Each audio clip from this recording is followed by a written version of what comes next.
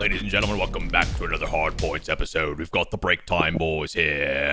I don't know what that was. I just went with it. I kind of like that. That was You like like a that? Maven accent. You like that? That wasn't bad. Is that okay? I don't know. Medieval? I got It's 'cause you bored. were playing that Assassin's Creed. Assassin's Creed dude. Valhalla. Yeah. Exactly. Absolutely. That's what that's from. Okay. Dude, Joe is smart, dude. Oh my God. BTB, how we doing, baby? Yo, we just got done. Well, Crowder didn't. Crowder probably got done with scrims. We just got done playing. Well, I was playing the Ultra Tournament. These two were cast in the Ultra Tournament. Crowder's handsome. And probably got done with I scrims. look like a wreck right now. Crowder's tired. Crowder's sleepy today. Crowder's sleepy. I want to touch that hard body of yours. Okay, that's All right. makes me uncomfortable. Stop staring in the camera like that. You sit different Dude. every time. I have to. Bro. You're like off center again. Look at the Which way do I need stream. to go? Other, Which way do I need to you're go? left. You're left. My left? There you go. Nice job. Oh, Can I'm we way get over that? the time. Dude, if Real- this- Can we does address this guy Maven's look like a shirt? dad or what? Yeah, can we address this Yeah. guy's shirt, Why, please? what are you wearing? This is what our wardrobe team sent me for the CDL, and I just tossed it on for the Ultracast today. What, man? I look that like is that a Tommy Bahama beauty shirt? a beauty in blue. Yes, it is. Of course it is. You look like a dad at a father-daughter dance. Like you're I'm not- well, I'm- you're forced to dress up and don't want to be there. I'm that never mean? having children, so I'll never have to do that. Oh, was that me? Okay, guys, welcome back to another Hard Points episode. We got some drama to talk about that happened on social media. What was it? Yesterday? Day before? I don't remember. I don't remember my days anymore. Yesterday. There's another conversation going around the CDL within the pros, the community, that the whole snaking situation. We're gonna give our takes on that. Maven rolled his eyes. Can't wait to hear what he has to say about this one and get maybe some of Crowder's thoughts. Obviously, Crowder can't go into it too much, but I'd like to see what he has to think about it. We're gonna talk SuperWeek. We're gonna talk the groups for the major. Going to talk some results that we've seen from some of these teams so far. Still cracked from the tournament. Let's go. And basically, My man. I think I'm excited. I'm excited for the major, bro. It starts tomorrow, Wednesday. So I'm super excited to see which teams step up. It's clutch time. We know the bracket. We know the seeds. There's a lot to talk about. But I guess we'll start with the drama.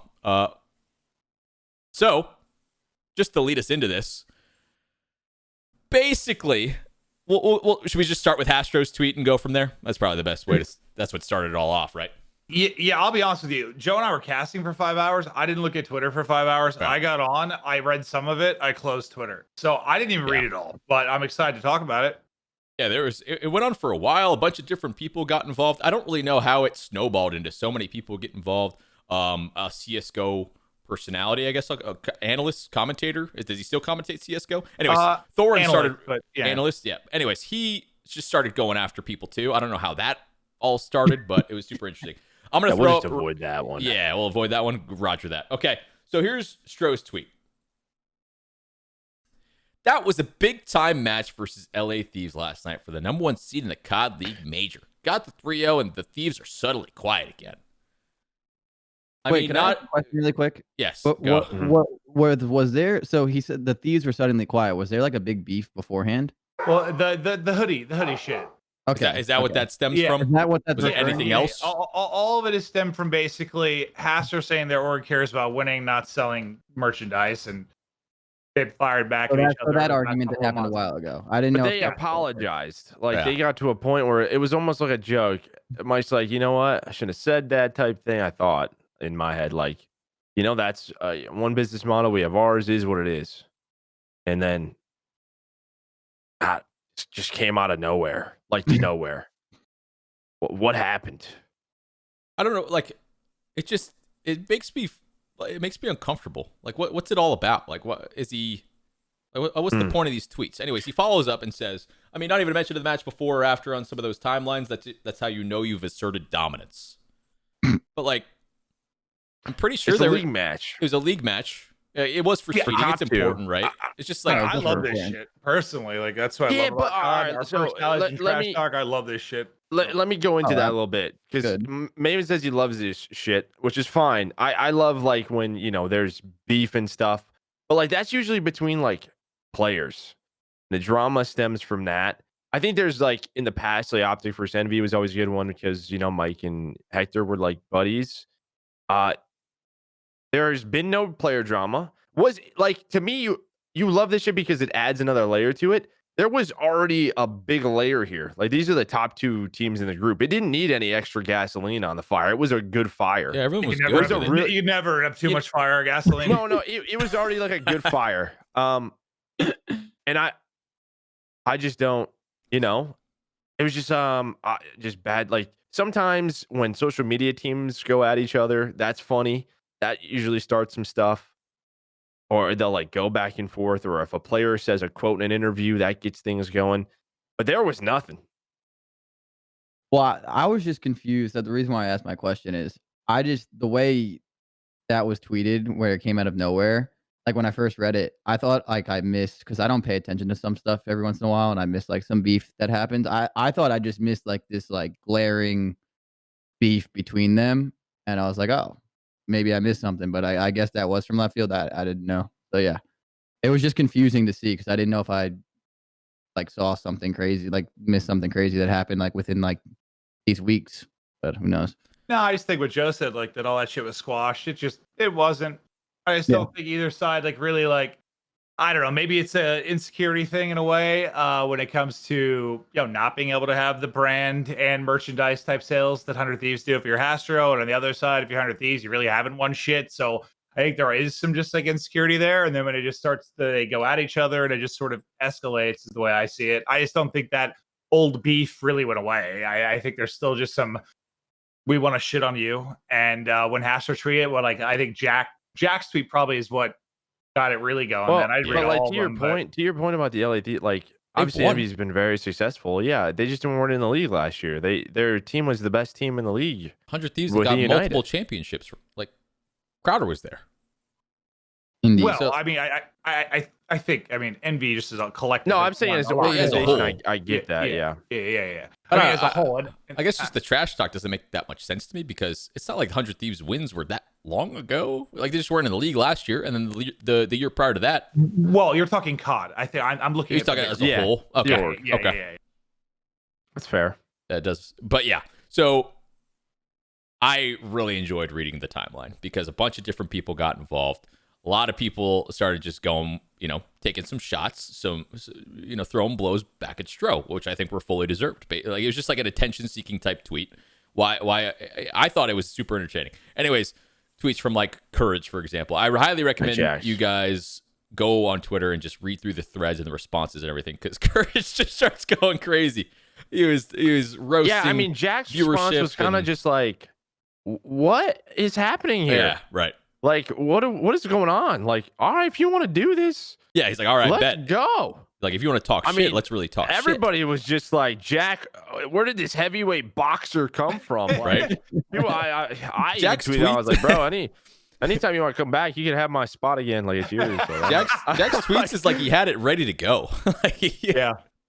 No, I did find it weird though. I saw like a lot of like I hopped on Reddit for a second after Twitter, and then I saw like a lot of like negative Jack stuff on there. Like I was a sellout and shit. I'm like, what the fuck are people talking about? Like, Jack's the guy that used to fucking commentate over bots on stream for Call of Duty. Like Jack blowing up was great for Call of Duty. And did he have bigger and better opportunities? And he owns a fucking Lamborghini now. Like, yeah, stuff worked out for him when he moved on. But like, I feel like people forget how much he did for COD, and how involved in COD, and how great he was for COD. Like, I don't know. I was reading some shit yesterday that I was like, are people fucking stupid? Like, what? yeah, I think it's like, I guess some people, I don't know why that's looked down upon. Like, isn't getting hashtag ads and stuff like a great thing, like a positive thing? By the way, if anyone listening, can we get a sponsor for Hardpoints? Anybody? Any listeners? Let's go. He was Hashtag built to do that. Like, Jack came out of the womb and like has the personality and drive to like literally be like the influencer, streamer, YouTuber. Like that's what he was destined to be and wanted to do. Right. And, like he got there. Like it's not being a sellout. It's not. I don't know. I was just reading some stuff like what the fuck is wrong with people, but Yeah, I never and I understood think- that one either. I think to go further, like even the start of this, the whole hoodie selling company team. I mean, that's kind of what every like. Listen, I get it. I think this even goes further with like Envy and Optic because Optic was sort of always the, video content brand, Scump, Nade Shot. I mean, you know what? Like any of those guys, control YouTube, bring in the views, and I think it's very hard to duplicate, obviously, because no one else has really been able to do it. And then there's the other business model in sports, which is you have to win, but you have to win a lot. Like that has to be it. And then from winning, you can build the video content in the merch, but like that has to be through your players. Like the people want to follow the winners and get their stuff. So that's just weird because like everybody wants to sell merch. That sounds great. I think all the arguments they're just weird to me. We have more fans. We win a lot. Like I don't know. I read it and I just kind of like I cringe a little bit on like there's just a lot of entitlement. There's a lot of like I get it. They're probably sprucing it up to just get more interactions in that and for social media. Right? Like that's what social media is all about, and that's what content creating is all about. And they're trying to spice up drama. I feel like, but it's just like I don't know. It's just I read a lot of the roasts and I was just like I don't know. It's like they talk about fan bases and stuff like they're like they own them or something. You guys get what I'm trying to say? It's weird to me personally. I get what you're saying, but I don't know. Maven just loves chaos. Dude. I opened it. I read a couple Clint's the things. guy at a bonfire where he's got a whole thing of the fucking gasoline things, spraying it when it's already good. Like any like press is good press. Like of the more people are talking about COD, the more shit something about COD is trending. Like I'm good with it, man. Like I don't care. Oh, you're not wrong. It wasn't like as long as some it's of not it, like I guess. some if the racist, crazy, sexist bullshit going on. If it's just trash talking shit, I don't give a fuck. Like have some fun. Yeah. It's just for me though. I guess because I've just been around so long, and like a lot of you, I just sort of read it, laughed, rolled my eyes, and closed it. So I didn't. I mean, I think the average viewer or someone new to it probably had a lot more fun with it. But I don't know. I guess I don't give a shit at this point. Nothing really phases me. And the good thing too is more people are going to care about not only that matchup more, but how these teams do at the major coming up. Maybe it'll drive viewership up a little bit because if those two teams play, you think people aren't going to give a shit? Absolutely, even more so than what they did. Yeah, right. That's what I mean. Yeah, like even more so than they did before. Like no matter what happens, like Thieves or Envy are going to drop a map, and it's just be a couple thousand people on Twitter just talking shit. It's going to be awesome. It's going to be so dumb. I love it. I love it. So Hastro encourages back and forth. It's very entertaining if you guys want to go check that out. And then other people are getting involved too. People like you guys read Cap's whole thread and situation. It kind of snowballed into Cap explaining. That was a lot for me to read. Yeah, it was a long read. Got weird. Yeah, it's just like I don't know how it snowballed off. Shots from 5 years ago over a league match. We just got deep. Yeah, it seemed like people were just had something in the back pocket. And then it finally came out. He's like, all right, they whip it out. And there it is. They just laid out a lot of stuff from the past. So basically, Cap's twit longer. You guys can read that too. Basically, of how, I guess, the transition period after their Infinite Warfare champs run and the process of getting out of the contracts, things like that. Anyways, Cap, moral of the story, JKap wasn't happy with how that whole situation happened. And then Stro was like, what? No, we treated you great. Yada, yada, yada. So it's just like, I don't know. It's just like I think people were bored and they were just like ready to talk shit about something. It's weird to me. Yeah, I don't know much about how bad it was, but I've heard some nightmare stories about contracts. Esports is in its infancy and people have gotten fucked over. What I read, I guess, in the scheme of things, didn't seem like all that big of a deal to me. But back then, I imagine it was a nightmare before players were making as much money as they are now. Well, no, I mean, they were making good money. I mean, I'm pretty sure they were being paid well. Yeah, especially Envy. I didn't get too deep into it. They were doing really good. Yeah, I guess I just felt like I don't know. I mean, there's been probably thousands of stories over various esports that are on par, if not worse than that, with shit that has gone down. So that was my exact point. We're talking 2017. That's around the time when everybody was trying to get major investments involved. True. I mean, guys like Mike and Hector and the people that built brands from the bottom up were just trying to they're trying to get some money. They were trying to get some help. Just plain and simple. I don't know. My experience with Stro, I've never really I got paid on time. Didn't really have anything to say.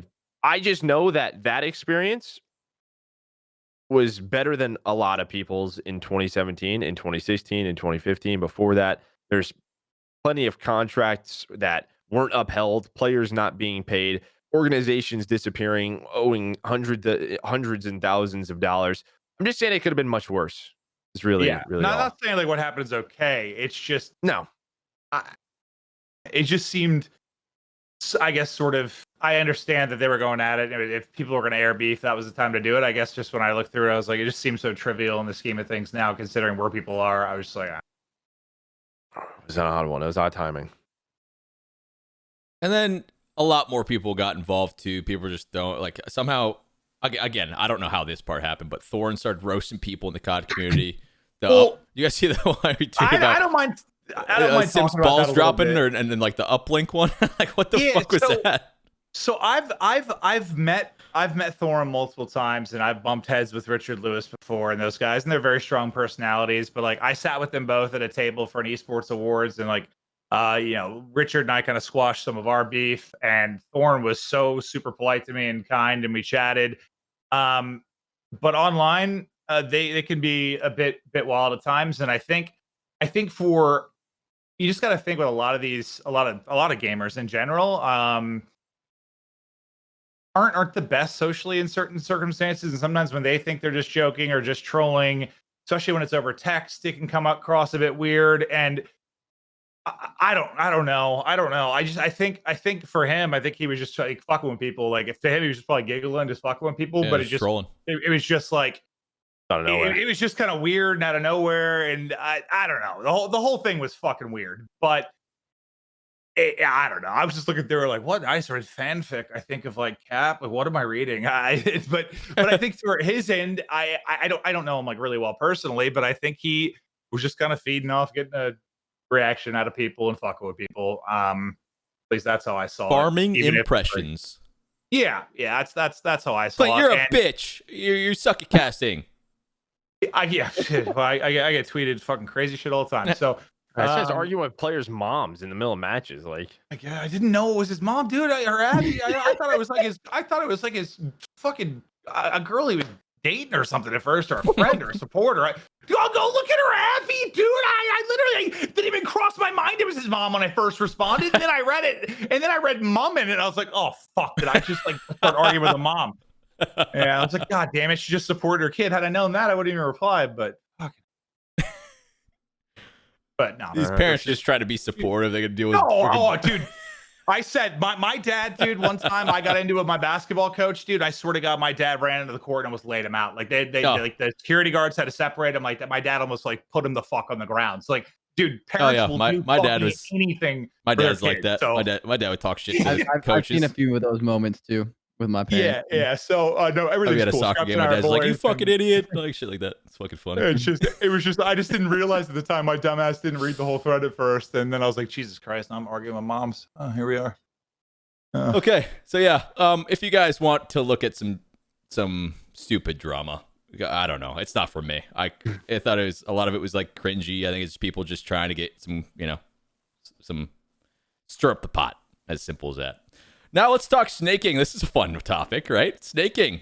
Snaking is a mechanic in Call of Duty, and the gist of it is you lay down and you get back up fast. And when you do that, when you have cover, aka a head glitch, heady of some sort, it creates like an opportunity for you to camera somebody, aka you pop up and you can see the enemy before they can see you, and the hitboxes have gotten wonky over the years in particular games. Anyways, it started back up again because what was the situation exactly where people started talking about this? Was it Cell again? Mm-hmm. It was Cell on Raid? No. Or a different Fire, right? It was Fire. From what dude, this is my own team, or my own player, obviously, but yeah. From what I saw on the match, it was like the close search and destroy on Checkmate or whatever. It was like 5-5. Cell ran into the bomb site. This is what I think. I could be wrong here, but Cell ran into the bomb site. He killed Classic off the bomb, crouched, got on crouched, and killed Fire in the plane. I think Fire then said, I got snaked, and then started doing it for the rest of the match. Or I think that's what happened. And and then, like, dude, Crowder's super into this. I mean, bro, it's because that's like I think that's what happened because like I remember watching the raid Search and Destroy when it got to the last one, and I was watching Fire Snake for like 30 seconds straight on the ring head glitches when he was like in the ring area, and he was up and down, up and down, up and down, up and down. And I go, is he snaking that right now? I was talking to like some people, and they're like, yeah, he's just going up and down, up and down. And I started laughing. I was like, damn, bro, that's crazy. And then all of a sudden, like it just blew up, and apparently, like he said that Celium did it first, and then like I don't know, dude. But like that's the issue. My biggest issue with snaking is it's such a fine line that you walk because if you do it over and over and over and over and over and over like shamelessly like that, I think that's super whack. Yep. I think that's dumb. I don't think it should be a thing. Of course, I think that's super lame. If you are playing for hundreds of thousands of dollars and you get shot and you take cover and then you pop back up, like in like a one and done, I guess you can call it. I mean, what are you supposed to do? Just lay there and die? That's just a game, right? You know, so it's tough. And then the problem with that though is say it's G8 or say it's frowned upon or whatever. All it takes is that one moment when you're playing for lots of money that you feel like you got snaked and then all hell breaks loose, right? If that happens and you're like, well, he just snaked me for that search and destroy win, watch what happens in this control. Yes. And you start going crazy. That's the issue with it, where it's like so hard to not shamelessly do it. Like what I was watching Fire do, I haven't seen many people do in a long time, to be very honest, including Celium. I haven't seen Celium do that over and over and over and over and over and over and over again while just like trying to get info. But at the same time, like I totally understand why he probably got mad in the moment, like being a competitor. Yeah. I've had players before. I've had like stories where they're like, yo, we're not doing this in the match, right? Like back in AW and stuff. And I'm like, yeah, like agree not to do that, like weird movement or whatever it was. Like I think it was the belly flop. First gunfight of the game, he belly flops, he kills me. And now in my mind, I'm like, damn, I just want to do this now every single time, right? All Because you're bets like are off. mad in the moment. So that's why it's so hard to like me sit here and be like angry with them doing it. And then like I understand that. It's just a weird line. Like, I don't know. I just feel like the energy between players wasting it on each other is not where it should be focused. And I know you can't fix it either on Treyarch's side. I know it's not the easiest fix. They've been trying to do it for a long time. So I don't know. Well, there's a couple issues though. Well, Joe, I know there's a lot you want to get into about how it messes with COD, but my overall issue is just the concept of GAing this type of thing. So most GAs, it's like a gun or the number of smokes you run or something very easily turned off, toggled, or tracked in the game. This is not something you can turn off. It's just part of the fucking game. So there's no way to stop it from just happening. So the concept of just GAing it in general to me is fucking idiotic.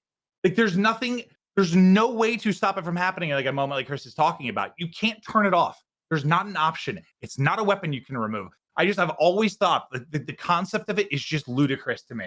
Like how can you GA something that you can't remove from the game? That you can't take, it's just a trust thing?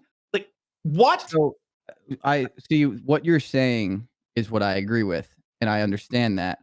But being a player before, and I played through the era of when snaking became a thing, it's just very annoying and cheesy to play against. And when you do it like the way Fire was doing it and the way Celium was doing it and the way other players do it, it becomes basically impossible to kill someone off of a head glitch. If you throw someone in that ring area and you say run up that garage ramp in a hard point while they're just going up, down, up, down, up, down, up, down. And I'm not talking once or twice. In this game though, like it's not even like real snaking. You can differently. So yeah, it's not like differently. So it's like not the lay down, get back up. Yeah, but it's the crouch up and down, up and down, up and down.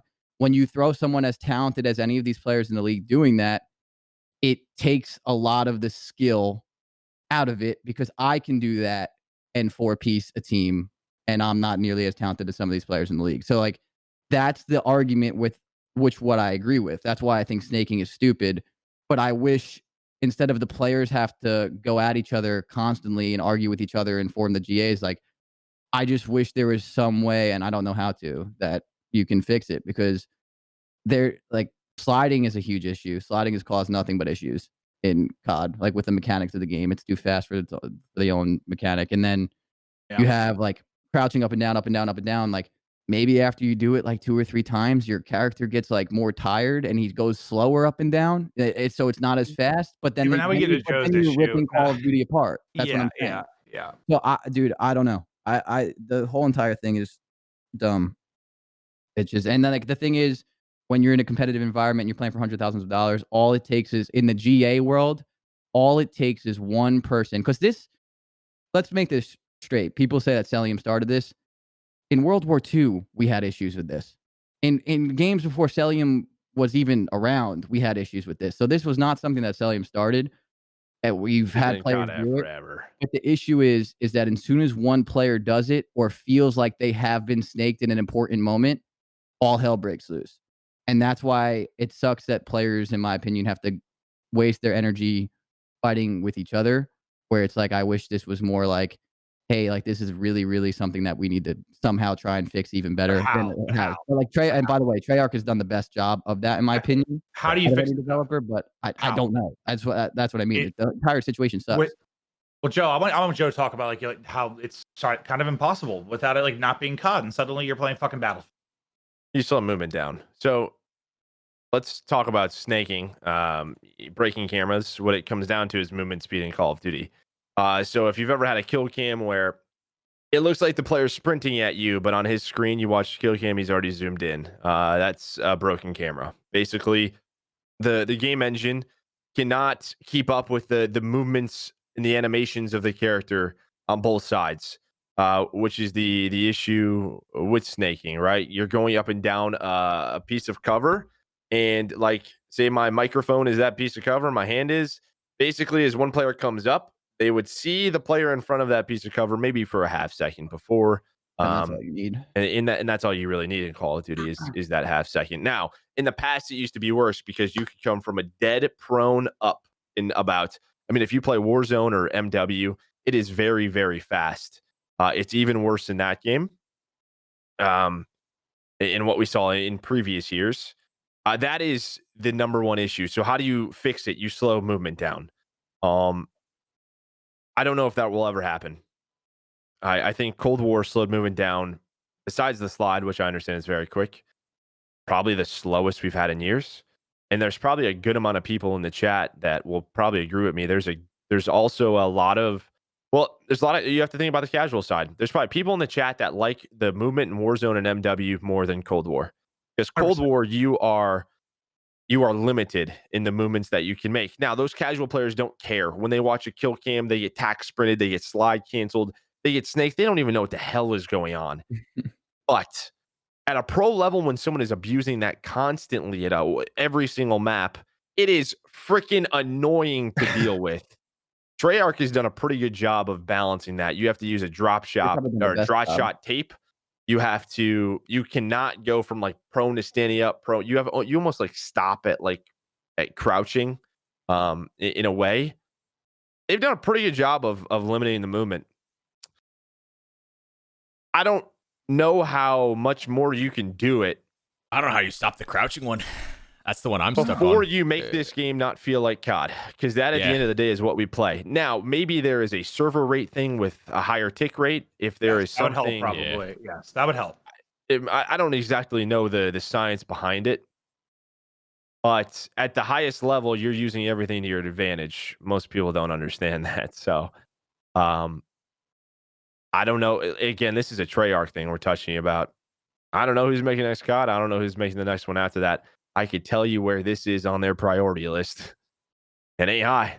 Under the floor? In the garbage? Probably underground. Like maybe towards the core of the earth. Hypothetical. Do you think any of the QA people have snaked before? No. I mean, the only thing I think you can do to fix the crouching one is just do like what some people in the chat were saying when I said before, like the crouch fatigue, where if you crouch up and down like 2 or 3 times, your guy just physically moves slower up and down. But then you're kind of taking Call of Duty out of that element. But I mean, I don't think a lot of casual players are crouching up and down always, like constantly up and down like that. So maybe there is like, I just don't think the argument will ever get settled. I think even when it was GA'd, and this is before Cellium existed, it happened where people got snaked and then they felt like they got snaked, so they snaked that map and people hated each other. They got mad. It's like that energy wasted on each other. It's just like no one can Bro, fix I that. used to play a game, MW3. Go look up, chat. Go look up Yeah. MW3 snaking. Bro, Yeah. you could go from prone and you would literally, it's how his term started. It's because you would literally look like a snake. I would play CTF against freaking Haggy, and I couldn't see this guy running my flag away. I mean, you legitimately couldn't shoot him. This guy was doing the worm on the floor. It was so annoying. Like, it was obnoxious. you guys think this is bad? Just imagine it used to be worse. It was so Like annoying. 10 times worse. Like, I just so I think it's a dumb mechanic? Absolutely. Yeah, it's a really dumb. Yeah, mechanic Does it that get needs any to better go. than this? I doubt it. The prone like all the way lay down and pop back up? That's something I feel like you can GA pretty well because that's obvious. Yeah. You can tell when someone's goal is to fuck someone over by snaking. The crouch one though, the crouch Are you one, saying you though, can't like- crouch up and down behind a box now? Like what? yeah, right. And But then it breaks and then the if camera. you It's the game's fault. Yeah, right? yeah. I mean, So, it's just- so, and so S&D it kids have been probably- doing I'm that assuming- for a decade. I'm That's assuming they plant the bomb and they it- fucking crouch up and down on the bomb site. Like it's similar to CS in a way to like Peeker's advantage and stuff. And I believe the way that improved was partially tick rate, and then I can't remember. There was one other key thing. God, I think Valorant had some tech they did to try and help with Peeker's advantage. It's worse in Valorant because it comes to you're running when your first shot accuracy is number one. As soon as you stop running, which that helps limit Peeker's advantage, you can shoot and it's 100% accuracy. So like when you're swinging a corner, you basically have to stop. But in Valorant, you can actually like stutter step and strafe, and your first shot is 100% accurate. I thought there was something I remember reading with CS though. I mean, the tick rate's just like the refresh rate is tied to it, just because that gap, that time, that 0.5 seconds when you see them is less. But I could be blasted. I'd have to read more about it. But I'm just saying there might be ways server side or dev side to help improve that a little bit. But I don't know. I still at my core like the whole thing. Someone said in chat, Rainbow Six Siege had a problem where lean spamming would break the camera. And in Rainbow, you talk about CS, we're talking Battlefield. They are very slow movement wise compared to Call of Duty. Very slow. Number one thing everyone's got to remind themselves, and I know it's hard as a player, is you are playing an arcade shooter. Like it is a fast paced shit show. Like that's COD. But what makes COD like the number one thing, whenever we'd see like marketing decks or like talking about what makes COD versus other shooters, it's like it is the fluid movement, the feel of it. Like it just feels better than when I go 100%. From playing Call of Duty to playing Battlefield or to any other game, it feels like dog shit to me at first because it's just not as smooth, it's not as fluid. Like Call of Duty nailed that years ago, and they have just worked to refine it. And my concern is, like Joe was saying, like the more you try to limit it from a movement standpoint, it's going to get to a point where it stops feeling like COD. It's the thing that makes COD goes away. And that's just not going to happen from the least. It's not going to happen. It's not going to happen. So I wish they could fix snaking. Is it a tick rate? I mean, maybe they can get somebody on it. So if the players want to fight on it and keep doing this weird GA, which I still think is fucking dumb as shit, and then let's see what happens. Game 5, round 11. 1v1 for champs. Let's see what happens. The thing that I just go back to is, I know accuracy wasn't here. I'm sure he's probably still in here. It's like the intention of doing it over and over again. Like you can usually kind of tell. Yeah. And I agree with that. But the issue is just like all it takes is for you to get popped up once at a good time where you didn't see their intentions, but it looked like they did it, or it looked like he peeked the corner and did it, and then. Once again, all hell breaks loose. Hackers in CS. You think I do a hacker, you install hacks. Like, no, it's such a lame thing because it's completely right to think snaking is cheesy. It limits the skill gap and it's dumb as shit. Like we all agree. But I think it's. I mean, I wish it wasn't hard. It's so hard to like judge when the intention's there and when the intention's not sometimes, unless like you can see it. Like, and that's why even I'm sitting here now, win or loss that match, like I wouldn't have really been that mad with Fire doing it because I'm sure in the moment, I've been in that moment as a competitor. Fire probably felt like he got snaked, or he did. I would have to see the gunfight, but regardless, it doesn't matter. And then he did it back. And that is something where I don't think you can ever truly avoid, because there are probably very few people in the Call of Duty League that would feel they got snaked and then not do it next. There's very few people that would do that. Also, let's And even so talk it's like, to and like it's tough. So it's like you can't Right. even get mad at the kid for doing it. So it's like I don't know. even like the crouching thing. I play Claw when I'm playing Cold War. I'm constantly crowd shotting. That is a mechanic that a lot of players use. I'm constantly crowd shotting, up down, up down. Like Yeah. it helps you recenter. It makes the gunfight tough for the opponent. Well, you don't think that's a muscle memory? You know, when I claw, I'm hitting circle constantly. Like I mean, we're just getting into more and more. Like I get it. I understand. I'm not the one playing for money, so players are going to try and do their things. I guess with the I hope they figure it out. the more casual community that does like thinks this isn't a big deal if that GA goes away. I think the last time I saw it, like players trying to abuse it, was probably back in IW. I think it was like a Pro IW League was match bad. or something. One Splice, no, one Splice. It was when Splice Splice won. was Yeah. doing it. Yeah, Splice was doing it a lot, and then other teams were like, "All right, bet." And then Yeah. you would be there would be a team holding a hard point, and it's just guys just going down, up, down, up, down, up, down. Like if you want the pros to fucking abuse it, they're going to abuse it, and it's gonna be so awful to watch. It's not gonna be competitive. No, it would ruin competitive Call of Duty. So, like, what the pros are trying to- That's why when sorry to cut you off. Yeah, That's you're why good. when like Flasher, Accuracy, and all those guys that are very vocal about it aren't wrong at all. Yeah, I get it. you got to That's do the thing, it's something like, because they're then not it ruins wrong, the but game.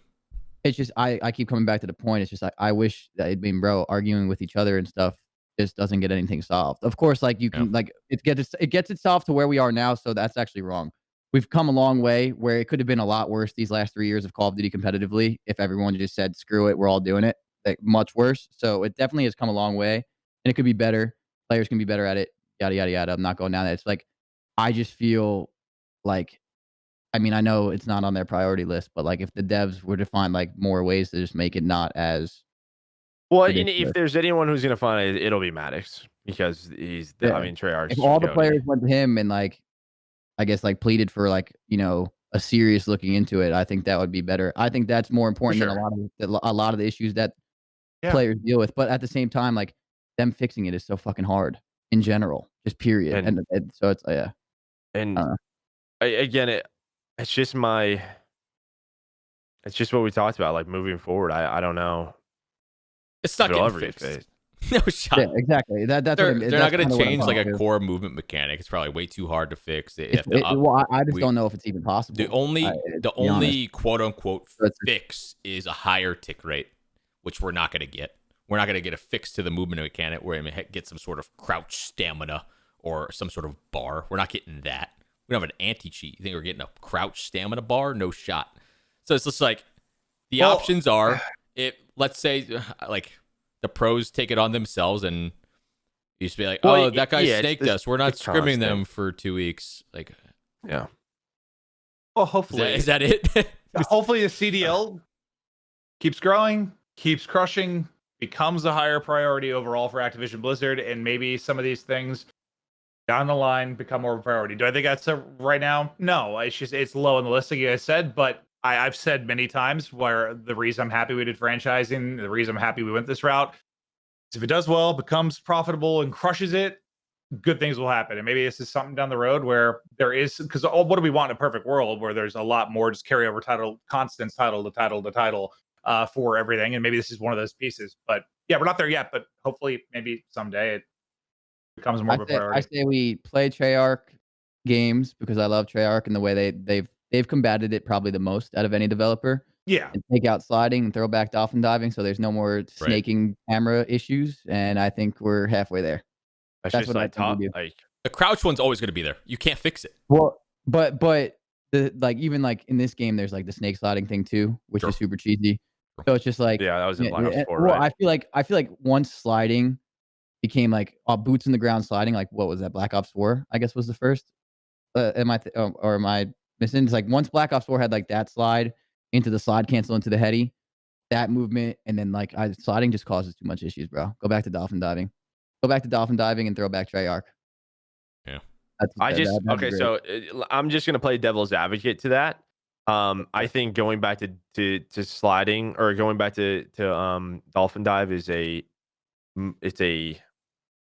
it's seen as less Yep. like advanced movement. Yeah, Right. you're going backwards in time. You're going backwards Yeah. with the Call of Duty. What we talk about, smooth movement. I get it. I again, I'd rather have dolphin diving than sliding. Sliding sucks. I'm just telling you from like my thinking from what they're probably thinking, which is the new sort of cool way around the map is to have the sickest knee pads and slide to the left and to the right. Well, I mean, it's what you said when like I mean, people think Cold War movement is slow compared to MW. The slower it gets, the more people complain about it being like slow and like not smooth and not Call of Duty. I get it, but you know, one can dream. It's just very similar to like, I guess it's similar to the auto tack sprint one too. It's these things that are like unenforceable. Well, Like, that is the setting you could turn yeah, there off, is a but, setting so you can do a quick check of this guy has this. Yeah. You know, Auto you tack see him sprint, you switch can it do on a and quick off. check. You can do a quick But- check with the ref, Yeah. or like share your screen and or have your screen recorded the entire time, so you Right. can't like share your screen and then go back. That's And true. on top of that, they can probably program something into the esports mode where it's just turned off. That's a good point. Yeah. This is just something you can't police. And it's never going to be an official thing from the CDL because how could you? There'd be so many gray lines. And did he snake? Did he not snake? Like that'd be impossible. So like, Let's go up to the box. It's just I guess, paradox. all right. Like Okay, I guess- getting the last 10 seconds. Is players just battle it out and just fucking hope when $1 million, $5 million on the line, just pray to God the other guy doesn't do it. I mean, yeah, Yeah. dude. Someone said, could you imagine dolphin diving off top eskies? That's what I want. I want to see someone flying off the top escalators on Moscow, dolphin diving down it. I'm down for it. At this We did it in major, I World just War want to II. see a crouch spam fest. I want to see every player in every situation crouch spam. You say that now, but you don't want to see that. It's a complete That joke. is just People, we go I through know, phases but- in this community where people forget, okay? And then But I have a community's like, feeling you're oh, gonna this is see- stupid. Why are the pros doing that? And then the pros do it. Like, the pros fucking do it. yeah. And then everyone's like, oh, yeah, that's dumb. And it's like, But- yeah. I think we'll see it. Because, like, here's what's going on. There's a new wave of players coming in, and there's the old way of doing things, the old guard. The pros have their own fucking rule set, old school GAs, and you have probably all these younger kids coming in. They're like, nah, fuck that. I'm gonna crouch spam. Fuck it. Nah, soon you won't be able to shoulder corners, dude. You're gonna have to expose your whole body before you go back. You won't be allowed to do it. So you're abusing the camera, can't shoulder. You have to go the whole way and then come back. That's the next one. I can't wait to hear you two. Yeah, I'm being sarcastic, but yeah. I can't wait to hear you two trying to. I can't wait to hear you two having to cast over an S&D round or a hardpoint hold, and everyone's just bobbing up and down. I've casted over that before, and like it was dumb. But I guess I don't remember thinking like this is unwatchable. Like it's cheesy, but I don't remember thinking like this is horrible to watch. Personally, I've casted over it many times. I don't know. I don't remember that as a commentator being like, "Oh God, this is so boring. Like this is the worst." I don't really remember. Well, that's because we're twisted, baby. When we're on the mic, we're getting turned, dude. You don't get excited about a guy freaking slide through it. From the player side, I get it. Though. I'm sure. Well, I'm sure I don't know. Maybe the player in me said that I don't know. I see that shit and I turn that shit off, bro. Okay. Yeah. Maybe I'm just misremembering. To TeeP's point, though, if it is well, this was the start, right? Of, okay, if something's broken, show it to us constantly, right? Like on broadcast. I mean, if everybody's maybe that'll doing a little expedite dance, something. if everybody's doing a little dance on the CDL broadcast, it's major, bro. We'll be like, that's what I'm saying. I was watching, like, why the fuck are they doing that, bro? Like, someone have to explain it to him. I don't know. Imagine Treyarch starts watching, maybe you see everybody bobbing up and down. Hypothetical question, or like, what do you think like back in IW? If we the Splice won that event, everyone lost their minds because they only won because of snaking or something like that, and then they got like second next event or something. What if like that moment on everyone just snaked, just blatantly snaked? Well, I'm talking unwatchable, especially in that game. It was unplayable, like unwatchable, unplayable. People are killing you and you can't even see them. Like, do you think we'd be talking about how bad snaking mechanics are right now? Like, do you think they would have put like way more of an issue to fix it? I think Mr. What's his first name? David, IW Dev. He's the man. did a lot for like the esports and integrating a lot of mechanics for the esports specific mode, would send a urgent message to somebody and it get fucking ignored, and that's about it. That's what I think That's what would what you happen. think? Well, but Yeah. like, to Joe's point, Like this I is always why say, said- put it on the list. This is why I always said like There's a long list. It's tough. It's tough because like the year-to-year thing, like because I always said like I always hated. Not that I hate like GAs in general. I just wish like I always wish the players.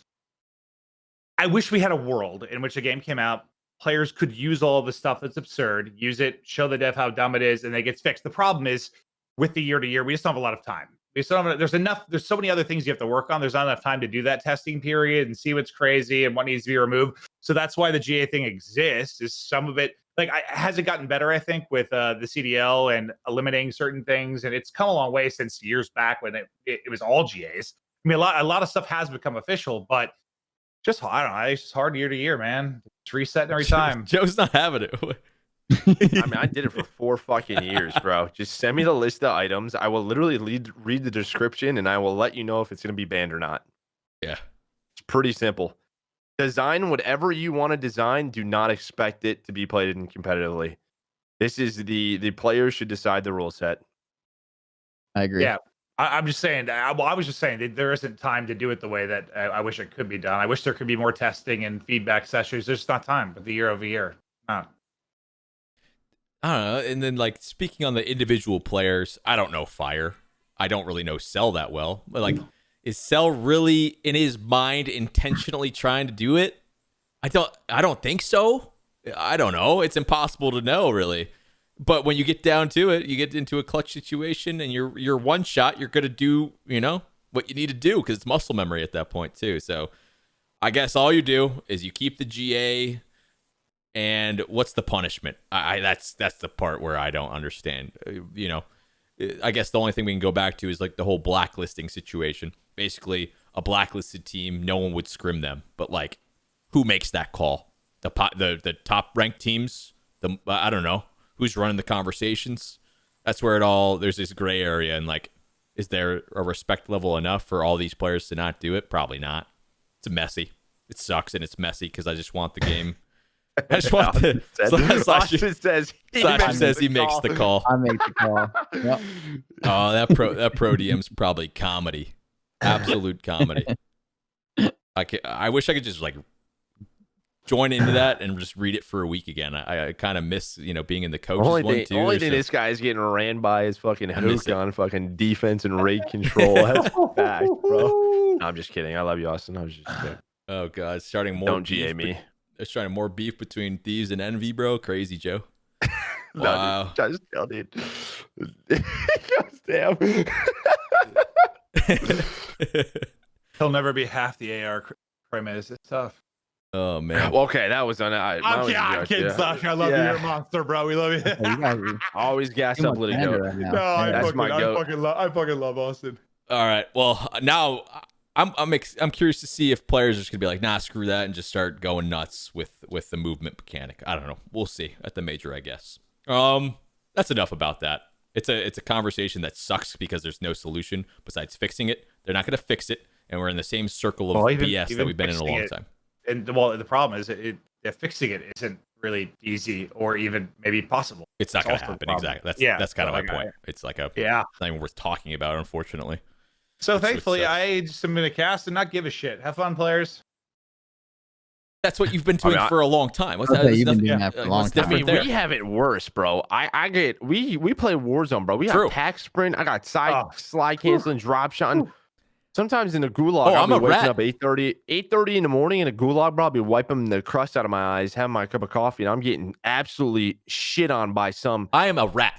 17, 18-year-old who just is twisted still from playing wagers. You think if I get a sniper gulag, I'm not snaking some guy in a 2v2 in a tournament? This rat doesn't know where I am. I'm fucking. Oh yeah. I don't even know how to snake. Come on. You don't even use the most overpowered movement mechanic on mouse and keyboard. Yeah, mouse and keyboard drop shotting and snaking is stupid. Yeah. All these just a straight up guy.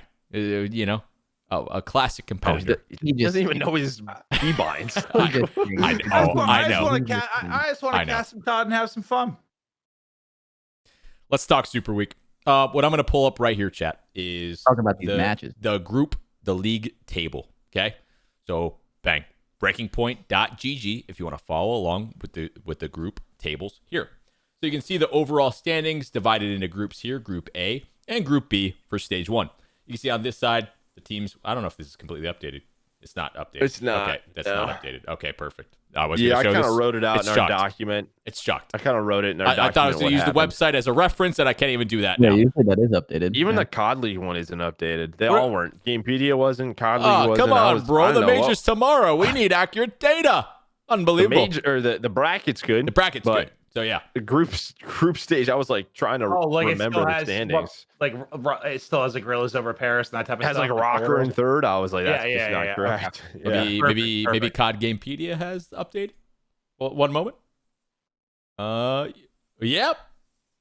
Bang. There it is. Here's the league table. Boom. I don't think this one's even right either. Really? Well, if you go to the groups, if you go to the groups, I don't think they're right. Group A? Group? Empire that one still has Rocker in third. Oh. Yeah, even that one's wrong. Oh. Well, chat, I'm trying. That's closer. That one is correct. I'm trying. A was not correct. So B was correct on there, but A wasn't? Okay. Yes. Okay, so I'm not going to show you anything from the website because it's not the correct data. Perfect. We're doing great going into our first major. Hey, it's all good. We're just going to talk about it. So throughout the Super Week, I guess some big takeaways we have is obviously the number 1 seeds. Basically, I'll throw the bracket up for you guys really quickly. The benefit throughout the league matches are these seeds right here. So the top 2 seeds from both of the groups, you can see Dallas Empire and Atlanta Faze up here in the winner bracket, get that first round bye, and then the second seeds get seated behind them, and then the next seeded teams get seated down here in the loser bracket, so basically a single elim situation for them going into the tournament, and the low seeds have to play in losers round 1. So basically, based on the results of the Super Week, big takeaways that we saw is Dallas ends up earning the number 1 seed, which is obviously a really big match that we saw versus the Thieves, right? New York Subliners, they honestly are impressing, right? I feel like they're improving at a rapid pace.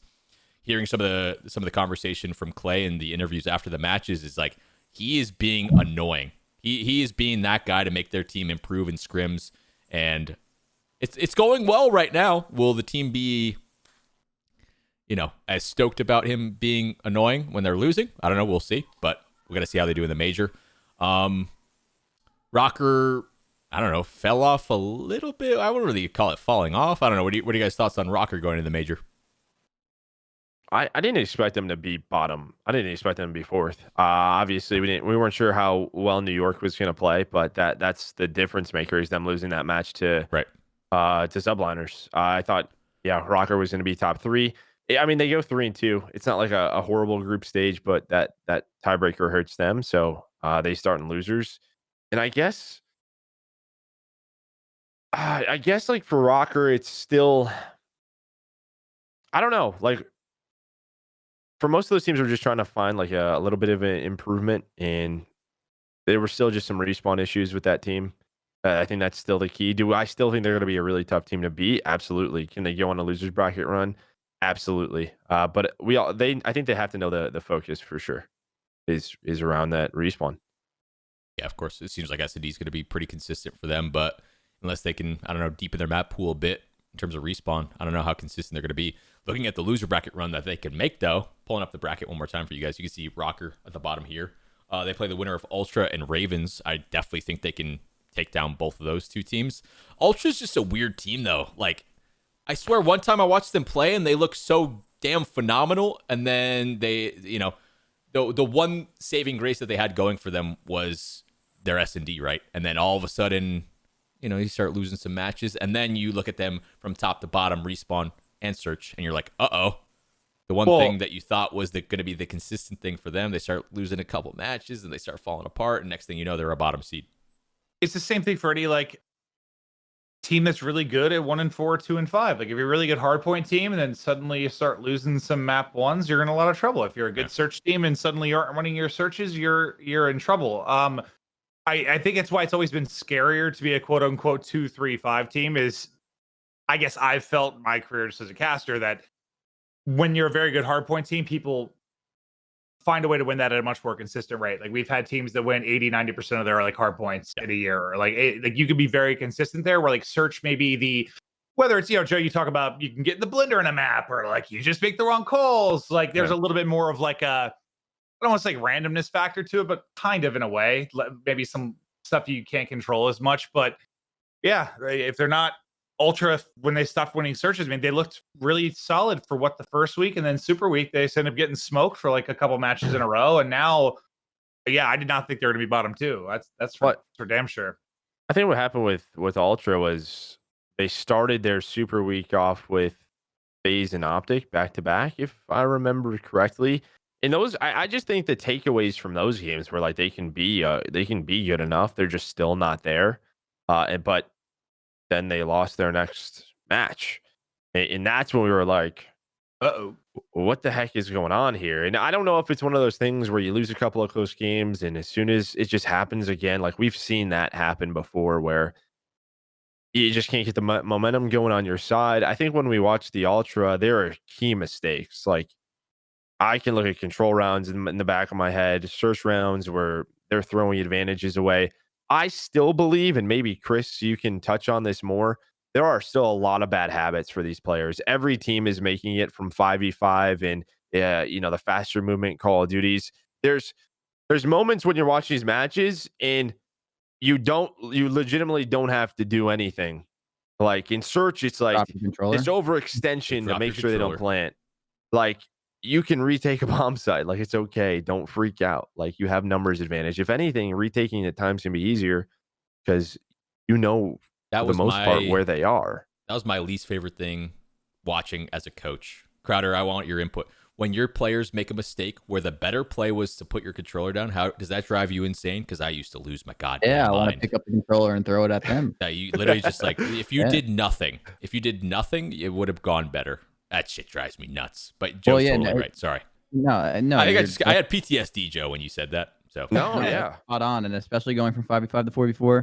I think like a big thing too, and I know we always talk about this and we always say it, like how competitive the league is. Yeah. 48 players, the whole thing. Like it really plays so much to how you can be pretty good, and those bad habits just cost you so much. Like every team, whether you're the worst team in the league on paper, quote unquote, or the best team, like you can be penalized for the mistakes that you make if you don't rotate at the right time, if you don't set up like properly, like using teamwork, if you take some stupid ass challenge out of the hill and die and the hill goes white, and now like someone has to give up their spot, and as they give up their spot, someone comes through and that like breaks up your setup. Like those little mistakes this year are just really really devastating to the teams.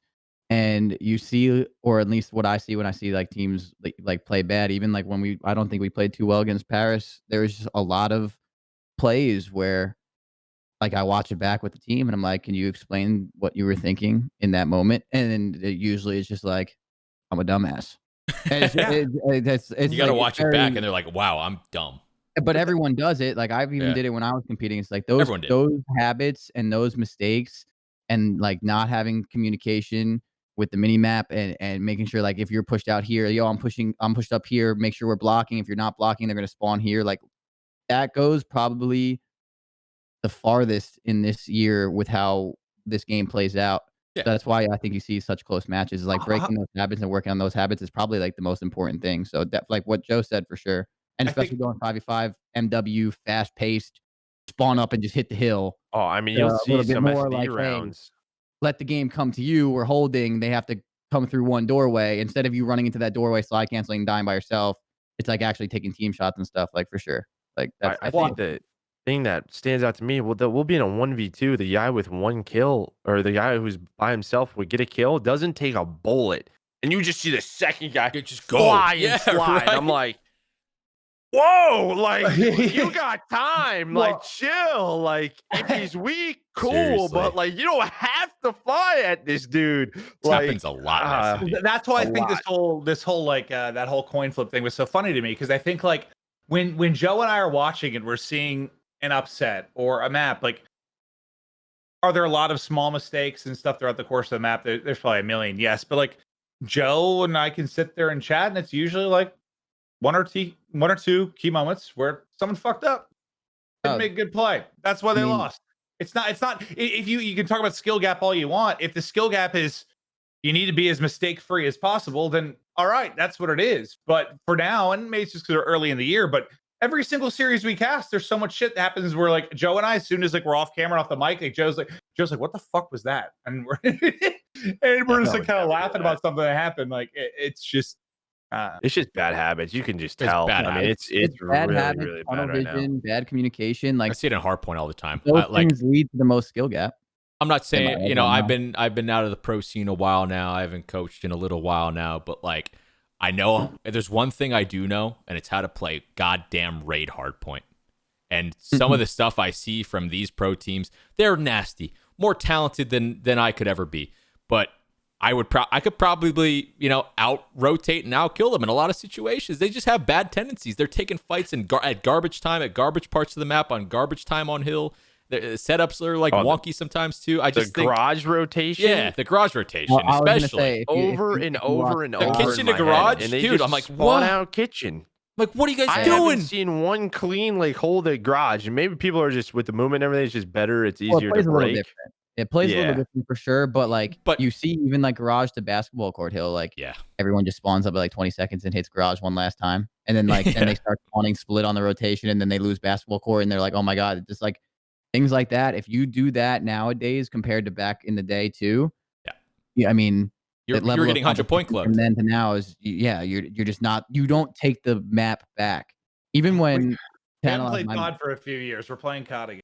Like, exactly. Yeah, exactly. Even when you like analyze my match, like I think we started off the checkmate versus Paris pretty well, and we gave them the rotation on P2. Like we gave them back map control while we had a lead, but as soon as that map control was given up, they held on to it for the rest of the map, and then slowly they like started getting back into it. They took a lead, and once you give a team map control, if they don't really make any more crazy mistakes, you're gonna lose. So it's just like that. Limiting those mistakes in hardpoints is huge, and then.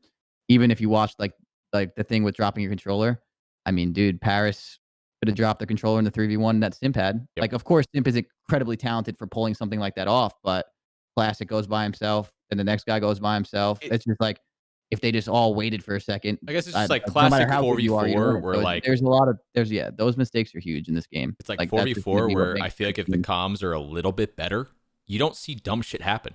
It's like it was very rare. Thinking back to 4v4 where you just saw someone like a team really just throw away a 1v3 in the matter of seconds. And it goes back to what Joe said. It's like they've built this into their head where you got to be cracked, you got to be fast, and you got to insta-trade everything. And a lot of time, I think throughout SuperWeek, I can probably think of 4 or 5 times, and that's probably just off the top of my head. It probably happened a lot more where someone gets picked and their teammate insta-panic reacts. Boom. A lot. I'm like, whoa. Yeah. Stop.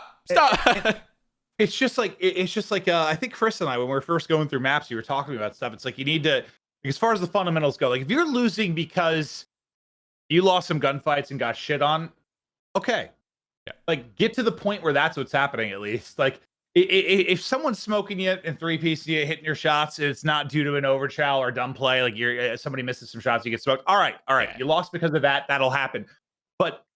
That's just not what I feel like a lot of us are seeing yet. And will it get to that point where maybe then the talent shines through a little bit, where someone gets a break where they shouldn't because somebody's just on fire? But that has happened, but it's more just some dumb shit. Yeah, and obviously we're casting. We see Rex Ray. We're seeing. I'm never gonna it's true. I'm never ever gonna act like I know all. Like I just think there's like some very obvious ones, especially in search with trades. You see it on raid hardpoint's a big one. How many times? I think it was 2 matches last week, Clint, where the same situation happened on the last hill. It's a very close game. Someone tries to hit basketball for old, and it messes up their setup. Going into the last hill and courtyard at tree. It was Temp in the last series that did it once, right? Wasn't it? It was Temp, and then there was someone else. But they don't understand, like, if he just sits in money or kitchen, it's harder for that enemy team to get the break because then Temp has to come up off spawn. That's another 5 seconds. It's to get to a spot, maybe in an area where they would be double teaming a push. The setup's weaker, and they get broke just that much easier. and I get the risk, but I just don't think it's worth it. You know, we saw it multiple times happen. Yeah, not just that. That was just one I thought of. Like There was I think it was Toronto. The Ultra was another one because they had a couple of close rate hardpoints, and I'm just like, you don't have to do like. There's almost like this willingness of I have to go, I gotta go, and it's just like. Yeah, that's the one thing I've noticed. 4 years, dude. It's the Yeah, pace. Yeah, no, I get it. Correct. That's what I'm saying. I think it's bad Correct. habits for sure. It's bad habits. It's just what it is. Well, yeah, Correct. and it's also Challenge. it's easier to get on this podcast and like for all No, of us, 100%. you guys know that's what we're talking about. It's like it's easier to get on this podcast. Even me being the coach, sometimes when I'm like coaching my players, and I can be getting more frustrated over little things than I have to be too. It's much easier to watch it and be like, yeah, they should like in the 3v1, they should have just communicated better and just like waited for each other. Like, yeah. Duh. But like those issues is like what you really work on in practice and stuff and like try and eliminate. And I think that's a talent in itself, to be honest. Yep. Like those Repetition, skills, in my opinion, are something you can look at as a talent in itself. I know sometimes you only hear talent and you think the word like cracked out gun skill. Someone like Kyler, even though like Kyler's like a good communicator too. I'm just saying like someone like Hugh, what he was doing on his matches, he's insane right now, right? You think talent, you think that, which is spot on. But there's also more to that where there's a talent of communicating, a talent of telling your teammates, a talent for waiting your teammates, like waiting for them. So that's a big thing too. And that's something that gets overlooked. And I that's think the that's difference of the elite to the average. A lot of our teams are going to be in that average sort of zone. All of the players extremely talented. Most competitive year of Call of Duty we've ever had. We've been saying that every goddamn year, right? We all get it. They're all super talented. But who are the players who are cracked out of their minds, dropping 1.4s, directing traffic, having perfect comms in a scenario where in S&D and a 3v1 to make sure you don't fuck up? That's the intangibles that we're going to see more and more in 4v4. And that's going to separate these average teams that are going to be bottom half for the entire year compared to the top half. Straight up. Yeah. All these guys can beam and drop 40s. It's it. It's the little things, the intangibles, and you limit, like, they need to, like, especially in S&D, I think it's comms. I keep bringing that up too, because in a hard point when someone sets up a 3-2-1 push. We even heard it in like an Envy listening, right? When they went to go break back kitchen on raid, it was a perfect example. 3-2-1 break. They all have a certain challenge, or they challenge at the same time. How often are you seeing that in S&D? Who's directing traffic in those 10 situations? That sets things apart. It's hard to sometimes too. Yeah, right. Like, who's going to be the guy? In the moment, it's hard to have someone to be like, yo, everyone chill for a second. Take a deep breath. Let's go. And it is hard sometimes. I mean, that's why you see it's leadership shit like right there. Slasher, right? Like be consistently good every year, like on teams that are really good. And then you have like Clayster, Slasher, Crimson, like you can go down the line. Our cities, like so many of these players that I can go down such a long list of like that have been consistent, not this year, not the year before, but like just so many years through Call of Duty, because on top of them being incredibly talented players, obviously they all can do well. I think that I like, talking to some of them, working with some of them and teaming with some of them, like, you can see like what they bring to a team other than just being able to shoot straight as well. And that in its own sense is a talent that I think gets overlooked. And I think will be a talent that gets prioritized in the next year, 2 years, 3 years. Like as the CDL gets more and more serious, I think those intangibles are going to be so important, because we say it every year, most talented pool of Call of Duty players, blah, blah, blah. That's going to continuously happen, right? There's going to be it's going to continue to get more and more competitive because of how much more serious it is. New talent comes in. So I think players like that are the reason why they strive so much, is because of that. And I think that's the reason why it will keep going. I want coaches back on the mic. That'd be sick. You think so? I do. I totally understand the conversation. Like, you know what I'm going to say? It down for the players. I just said is a talent. Like, for example, there's some coaches that are going to be better at that shit. It's a so look, you're right. I agree. Like, there's been times where I've like usually in the earlier stages of the game too, like learning the game, like I help, like, yo, like you like make sure you're talking to each other, stuff like that, like little things that like coaches will definitely be better at under the moment. And that also gives you, as like a coach, more of something to like, when you're picking your coach, you better be picking wisely, right? For your organization. I get that. But like, it'd be a cool just don't skill want to gap, take in my it opinion. away from people, like all the people, Slasher, Clay, all these guys that I just named. Like, I rave about accuracy's leadership, Slasher, like Clay, Crim, RC's, like I can go down the whole line. It's like those guys do something that players can't do. Yeah. Period. You can say you can do it. You can say no, you can't. Are there any pros? There were some pros hanging out in here. You guys still here? What are you guys' thoughts? Would you like your coach on the mic in a match, or would you tell him to fuck off? Straight up. Yeah. Because like I know Like, I think- it probably depends my on the team team- and the players. Maybe some teams wouldn't want their coach on the mic. I think my team would prefer it, but I don't know. Yeah, Lamar, come on. Accuracy's Yeah, Lamar's in here. That's a good example because Lamar is a vocal. Lamar's a vocal player.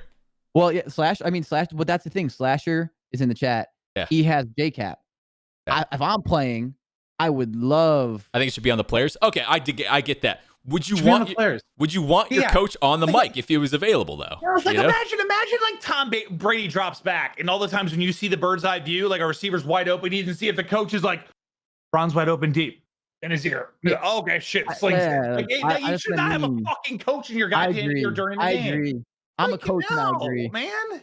No, I think the players that play. The coach skill- coaches after. You think, I think that skill is just something that a lot of players can't replicate, whether they think they can or not. They can't, and I think that is a thing where that should stay like that. I don't think even if my team last year, being transparent, if I could speak during the finals of some of the things that I watched my team play last year when we lost, I genuinely think we would have won 2 more finals last year.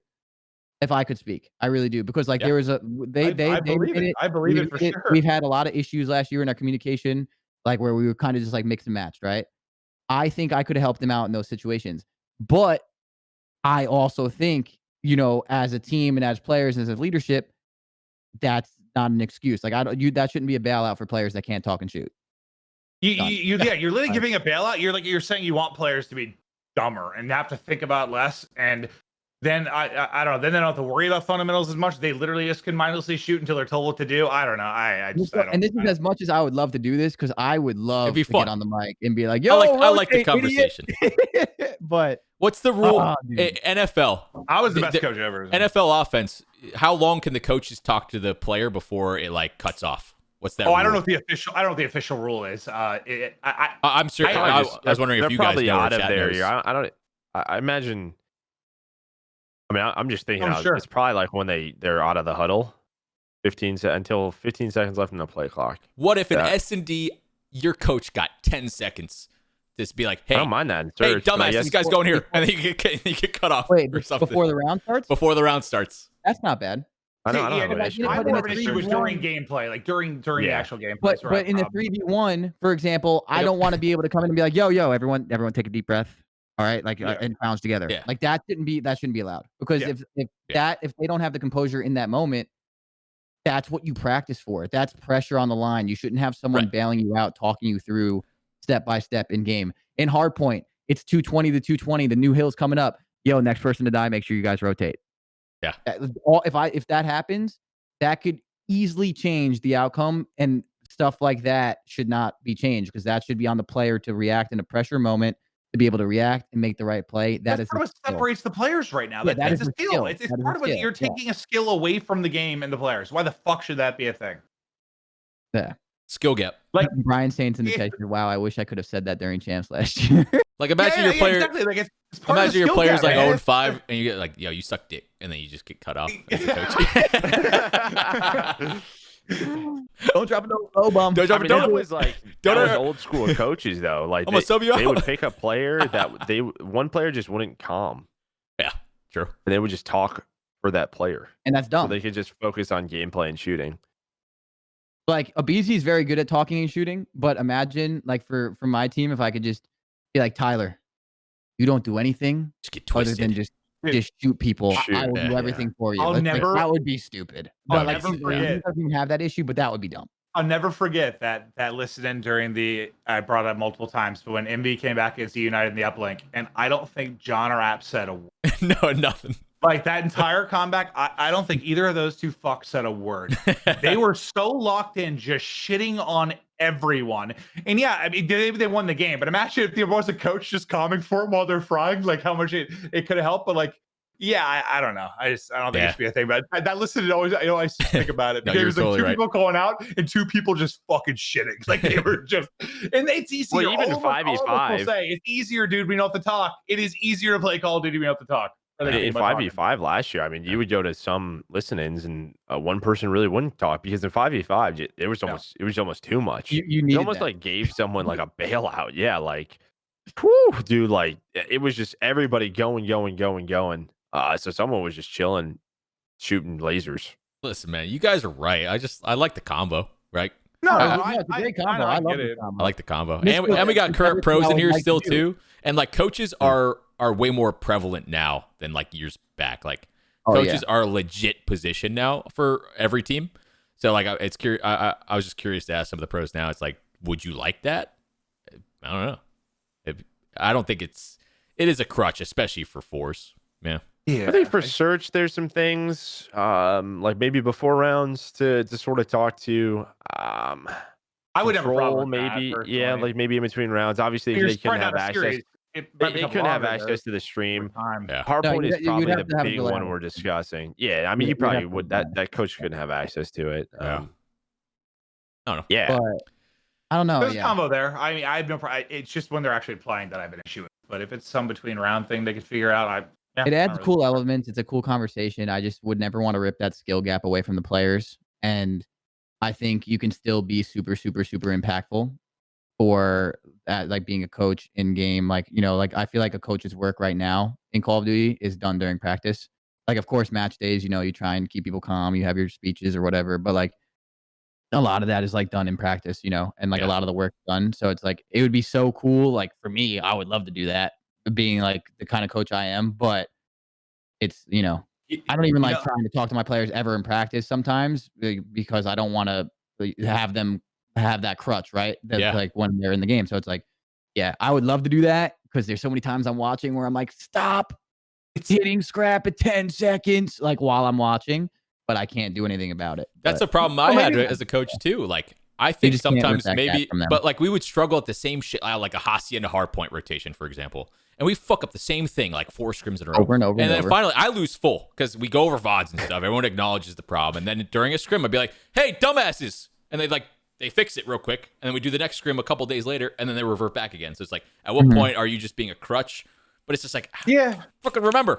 Come on. Maybe we'll find a middle ground. I always thought it was funny when you think about like even like just the difference in like regular sports, like how active like maybe like let's say an NFL coach is or something like constantly between downs and stuff in people's ears. But then you think about I love when people blame like soccer coaches or football or whatever you want to call it. Like you basically throw those motherfuckers on the field and watch for 90 minutes. Yeah. There's not much like there's a lot of prep before the game and formations and subs and stuff, but like you can't like actively coach during You that. yell It's some like, shit to one guy. I hope he yells it to the rest of them. no, I don't know. but it's like it's Soccer crazy coaches, thinking about they look fucking turnt on the sideline. They're No, just I screaming. mean, You gotta be though. yelling.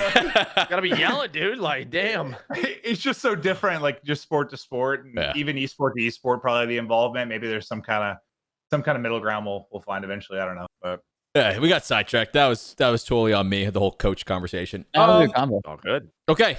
Let's so we covered a decent amount of Group A. We didn't really touch on Seattle and London being the bottom 2. That's not too surprising. London obviously in a unique situation with a sub coming in, that's Parasite. And then also Seattle looks okay. I feel like Looney has been having his moments, right? I think Pristini's not where he needs to be yet. This is just again me watching matches, right? I don't know what's going on. have they won in more maps scrims. than last year already? I don't know. They're Probably close. the fact that we have to compare that right now is like scary to even think about. But yeah, I think they're getting there. I don't know. Major might be a good time to see. Surge plays against what, Florida? They do seem first? like they're improving. Yeah. Which I guess is which is good. But I think when we've watched some of the better respawn teams, especially, it's all pretty balanced. Like everyone is sort of in the same realm. We've obviously had some outliers, like a couple of hoop games, this and that, whatever. But it feels like when you watch them, 1 or 2 are getting smoked. They just all can't. It feels like they're just not making the game easier on themselves. I think maybe just not winning those sort of setup fights that we kind of talking about. You get Octane again, listen to those power positions. That makes life easier for Pristini and Looney, but it doesn't seem like it's happening all the time. And I mean, that's fine. I mean, we knew that their sub slaying was going to be a problem. Someone had to be better for them, right? Like that's just the way it was. So when you talk about some of the sub duos on the top teams, you look at Imp and Abizi, you look at Envoy and Scump. I mean, pick your poison. The way Temp's playing Luke and right now. Shotzi. Like, yeah, no, it's Easy and Temp insane. playing really well, But yeah. I did think, I mean, we haven't cast a ton of them, Joe. Like, I've liked what I've seen from Looney at times. I mean, Yeah. we can meme the team kill thing that happened. That sucks. It was very unfortunate. Yes. But like, he had At a lot of times, like, he had yes. a lot of really good plays and really good moments. And But doesn't we need knew to be more Dan was going to do consistent. that. We knew Dan was going to do that. That's why we've talked about Dan in that Yeah. way. But there's still one of them has to improve and be a little bit more consistent. I think. Well, they just That's don't really have a the big super takeaway. sub, which it seems like every other team kind of does. At least have like one like, and this isn't like to knock anyone exactly, but like when there are only 48 players, every single team in the league has some sort of like superstar player, like just unreal talent and talent's not everything I know, but like everyone sort of has that in the sub role. I think everyone's got like at least one. Most teams have multiple kind of super mega stars or all 4 super mega stars, but like they don't really have that in a sub role. I'm not trying to take a shit on Looney or Prestini, but like when you compare it to like a Simp and a Beezy or a Hook and Shotzi, like you said, like you're talking world champs, MVPs, like people that They're could both take over a incredible. match. You're just saying they have to compete with. They have to compete with that tough, type of yeah. stuff, You're and not shitting on them at all. I know what you mean. and can they? I don't know. I find myself wanting them to because Surge's year was so rough last year. And Octane was fined so much that I know he needs the prize winnings. And like I want to see them find success. Like I find myself like rooting for them. But maybe we're wrong because we just touched for about a half hour on the fact that most teams aren't playing very fundamentally sound. And maybe if Seattle can get that part down, it eliminates that skill gap a little bit from that position, and you can steal some matches. And it won't be as much about that raw talent because the way people are playing right now, some individuals are taking over games because I think it's a combination of them hitting shots and people making mistakes. If they get a little bit more mistake-free, maybe it's not a problem. But they haven't got there. They haven't got to a point where I think Surge are playing well enough as a core that I can just blame it on the subs. I mean, the thing is like a lot of the time when you just look at stats like that, and I know you're not like just looking at that. Of course. Yep. You see the stats, but you don't see how the game plays out for those players because of how the team is moving as a cohesive unit. Like, you can easily see that this person's not doing this and Hugh is doing that, or this guy's not doing this, and like you can do the comparisons and stuff. But at the end of the day, a lot of the times, if your team is not on the same page and you're not doing all of like the things together and like spawning them here, manipulating your subs the are game, going to get fried when that's happening usually. Your subs are going to get fried, but not even that. It's just like sometimes you're going to see takeovers because of people are coming from everywhere. They're coming from one way, they're spawning here, they're getting splits. It becomes an impossible game to play. And a lot of the times, even though it might consistently fall on a player, it's usually not just that player's fault. Like most of the time, a player doesn't just show up to a map and just get gunned down. Like that doesn't happen anymore with the talent in the league. So I'm sure, like, if you really analyze their games, I'm sure they're just doing a lot of things where they're throwing rotations and then they're giving this team spawns and now they're trying to constantly break. And then it's just really hard for Prestini, who's first going in to break the hill by himself because of that. So I definitely think it's that probably as well on top of that. So certainly that'll be the big thing for them too. Cause like if we can touch on this maybe a little bit, but vetoes are going to be really important when you have time to prepare for matches, especially around 1. And maybe, these guys are looking at their losers round 2. I think for Seattle, you're going, in my mind, you kind of want to play the raid hardpoints, the Moscow hardpoints, that fundamentally sound hardpoint game because you're kind of depending on guys like Looney to make the plays. If you can get Gunless and Octane sort of set up in those positions, you can make it really difficult for them. I mean, Prestini's maybe the one outlier there, like where he could just sort of take over like a crossroads and run around. But the one thing that keeps coming back to me with Seattle is that they are still the one team that has not taken a chance on young talent. You look at everybody else that was struggling. You look at everybody else and then what they've done. You look at NYSL this year. You get Gunless on the team. You want Looney for leadership, sure, or Prestini because of his experience, sure. It's just odd to me that they're the one team that didn't go for it, because going for it with young amateurs lately has worked. I'm trying to think of a situation where it didn't work. Maybe like I mean, Guerillas last year. Guerillas But, was like, every other situation. It's That team been was good. smoked anyways. Yeah, Like, right. Yeah, it's a good point. And like, I think maybe like Vivid worked out for Guerillas. He's just been a key piece for their future. What Spart didn't, but yeah, I've been watching like Spart's been doing really well in NYSL Academy team. They just won a tournament. So right. I don't know if it was the game or whatever. I just guess I just they're the one team that hasn't taken that shot. It's surprising to me. And I guess I don't know, when is that time that you call it? Is it after this first major? Is it the second one? I don't know when that time frame will be. Yeah, I guess Yeah, like what do I you would say if they struggled, if they continue to struggle, I think because they made this roster change, and then personally on paper, they have the talent. You know, they have some personality on that roster, but they're a good team. They can, if they get it together, they will be a good team. If they were to continue to struggle, I think that's kind of when you would have to think about going down that route, just because it hasn't worked last season. If it doesn't work out this season, then I think you have to think about that. I don't know exactly the timing. Maybe after the first major. Yeah, what is it for you guys if you are an owner? Is it major 1? Is it major 2? Is it major 3? What's the cutoff point? I would say major 2 would be like the hard cutoff point, depending how they do. Yeah. If they were to come out here, there's like improvement. And do really what's good bad, enough? What's good enough? Yeah. Yeah. Or what if they came out here though and they were to get like second, and like they do a crazy run, they do well, then like I don't know. It depends. I don't know. Like I would have to see how they played at the first major to make that hard cutoff. If it was really, really, really bad, then maybe you think about it a little bit earlier. If they do like okay, they start and then you have their practice, you see that they're making like an incline in practice, then you give them another chance. But if after that chance, I think you have to start thinking about it.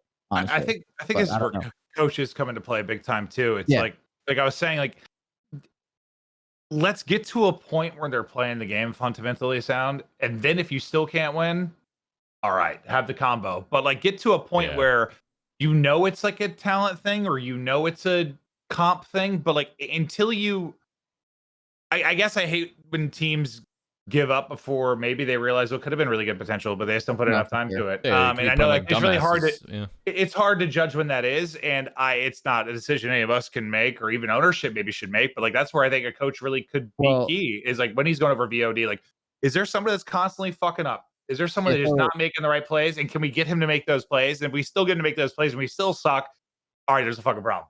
So being a coach myself in that scenario, I was going to kind of add on to your point before I get into it, is you can see our team do good or bad in an event, right? You can see us play one match, which is 5 maps, or a league match, but you don't know how we were playing in practice. You can be playing really, really well in practice and then have a bad day and everything can go wrong for you, right? Sure. So I think a lot of it does go on the coach, or you would want to put a lot of pressure on the coach to know when you are not doing good. Like when you're not making inclines, say you do really bad and the practice sucks, and it's just constantly this one person's bringing a bad attitude of bringing the vibe down, and they're not being productive at all, or they're constantly having people, not practice seriously, or doing bad in practice, or just being a bad player. Like, then you start making that decision. But that goes a lot on the coach and the management, or depending on how hands-on the management is. Because the owner doesn't know the players well enough. If you ask the players can be too biased because they want to play with who they want to play with. Like, who is it other than like, coach or like player manager or something like? But I guess like there's got to be somebody saying like, no, let's not take the shot. Let's not take the chance. Like, I mean, I know last year we were all kind of guessing that it was a budget thing with them playing with subs, but someone is saying, nah, like let's not take that shot. I don't know. It all depends on who's making the calls, I guess, right? Like, what do you guys giggle about? What's going on here? Thinking of Chat thinks Joe's drunk. He said like they think I'm twisted. You had a glass of wine, like 3 glasses of wine. Joe, are you fucking hammered? Let the man live. We gotta talk to. Listen, I got a lot of experience. Laughing at Lou, and then they made me laugh because they called me drunk. It's like I have a lot of experience with how to stop drinking. I got a lot of experience with it. If you need someone to talk to, buddy, I'm here for you. It's tough at first, but you can get through it just like I did. Joe's twisted. I'm buzzing. Let me be. Let the man vibe. Joe, you subbing in for Surge? You winning a map? I mean, be having a good time. That's for sure. Vibes will probably be better. I'd get shit on. 100%. Give me a week. I don't want to vibe. play against these guys at all, dude. When I watch Hook and Yeah, I know. Shotzi and Abizi and TJ, like when I watch all these It doesn't look fun at injury all. subs and all the little crackheads, I want nothing to do with that. Doesn't look fun at all. No, it's I had a point that I was gonna talk about, and then chat just started spamming emotes, and they really enjoyed Joe drinking for some reason. Chat, you guys are vibing. We appreciate you guys hanging out. The point I was gonna make: these bad teams, I feel like the difference maker, and you kind of brought it up with like the more structured hard points, Joe. I think there's gonna eventually with our map set, unless that changes, especially for like S&D. If I'm a shit S&D team. If my S&D is, I have no hope in it as a coach or whatever, and no hope's probably a bad way of saying it, and obviously the players have their own opinions on You're it. losing faith. But throw up a Garrison S&D. That map sucks. Just let them go bridge over and over again. Checkmate Garrison. So, Checkmate Hardpoint. Just get cracked. Good luck. here's another You know? point. Were they spawning? Who knows? Just get cracked. Well, checkmate, you get So- no. The good checkmate. Or sorry, you I get didn't mean checkmate. I meant Crossroads. Sorry. Crossroads. Crossroads Hardpoint. My bad. So Yeah. you're right. I agree with that. Like, You know? just play the maps that anything can happen on. The Like, dumbed down maps. Straight up. You don't have to cater think. to anything that can happen on for sure. But like, what do you think of? I feel like last year you saw S&D analysts, right? And you saw S&D coaches, and in real sports you see like hitting coaches, batting coaches, and a bunch of other things like for every sport. But I feel like someone like Tupac, like John Tupac, he was on Chicago. I don't know how much they used him last year, but I feel like if my team was really bad at S&D, like how do you not hire him or any of like people that are like experts in the case, and not just hire him to look good and be like, look guys, we're practicing our search. Like, I'm not saying that. I'm saying hire him and put him to work. Yeah. And like make the thing is like that's where like the culture shift happens, right? Where players aren't going to want to do that, but like make them actually focus on S&D. If they can't win an S&D and their win percentage is like 20%, it's terrible. Then like they continuously lose game 5s. Yeah. How do you not hire someone like I him? mean, that's what we've been saying And- for years. Yeah. But the thing is like I don't think it's ever. This is not me speaking on Chicago because I literally have no idea how they used him. But like, and they actually were pretty good at search last year, right? They were not a bad search team last year, if I'm correct. Like they had No, their they were moments. they were good. Yeah, they had their moments where like off and on, but they weren't a bad search team by any means. And I don't think so. Like since things of this year, like I don't think anyone's ever actually tapped into getting someone like Tupac, one of the probably the best S&D players of all time, and either having him form squads to practice you or genuinely That's the move. listening to him and actually using him. If I hire Tupac and my team plays search, I'm not even showing up to the search practice. Yeah. John's your leader. Well, And if it'll he get comes to me and there. says, like you're not, like this guy's not giving me like what I need out of him and stuff like that. That becomes a management thing. Yeah. Like you want that culture. I don't think that has ever happened yet. And for someone like him to be free, and if you're struggling in S&D, I feel like that is the biggest no-brainer of all time. How do you not hire him? And It shouldn't be that expensive either. Actually put him to work. Yeah, Not but you to nailed say it. he's It- your it's- coach and say, here's players. If you want, you can use him. No, you're using him, and he is going to help you not suck because you are fucking terrible at search. Done. Like, you know what I They'll mean? get there, Like, but, like, how? Chris, do you think the NFL had a head coach, offensive coordinator, defensive coordinator, special teams coach, all that stuff when it launched 100 years ago? Absolutely No, not. like in esports, even though we have models to follow, it's still in its infancy. I think it gets there. I think we've already seen in this small amount of time we've been involved in COD, coaches go from being a joke and a laughing stock to actually coaches. Like it's already come a long way. But you're absolutely correct. I just think it's a culture and a time thing, maybe a financial I thing think for it's some, crazy. and it'll get there. But And I know you're saying that, but you see so many examples in other sports and esports that they kind of have those things already. So Oh, it's not 100%. like this is a fairly new concept that it's not innovating. It's just just mimicking. Well, a lot other- of them have done that pretty recently in the past couple of years, though. For some of them, I mean, Well, it's not like that. 5.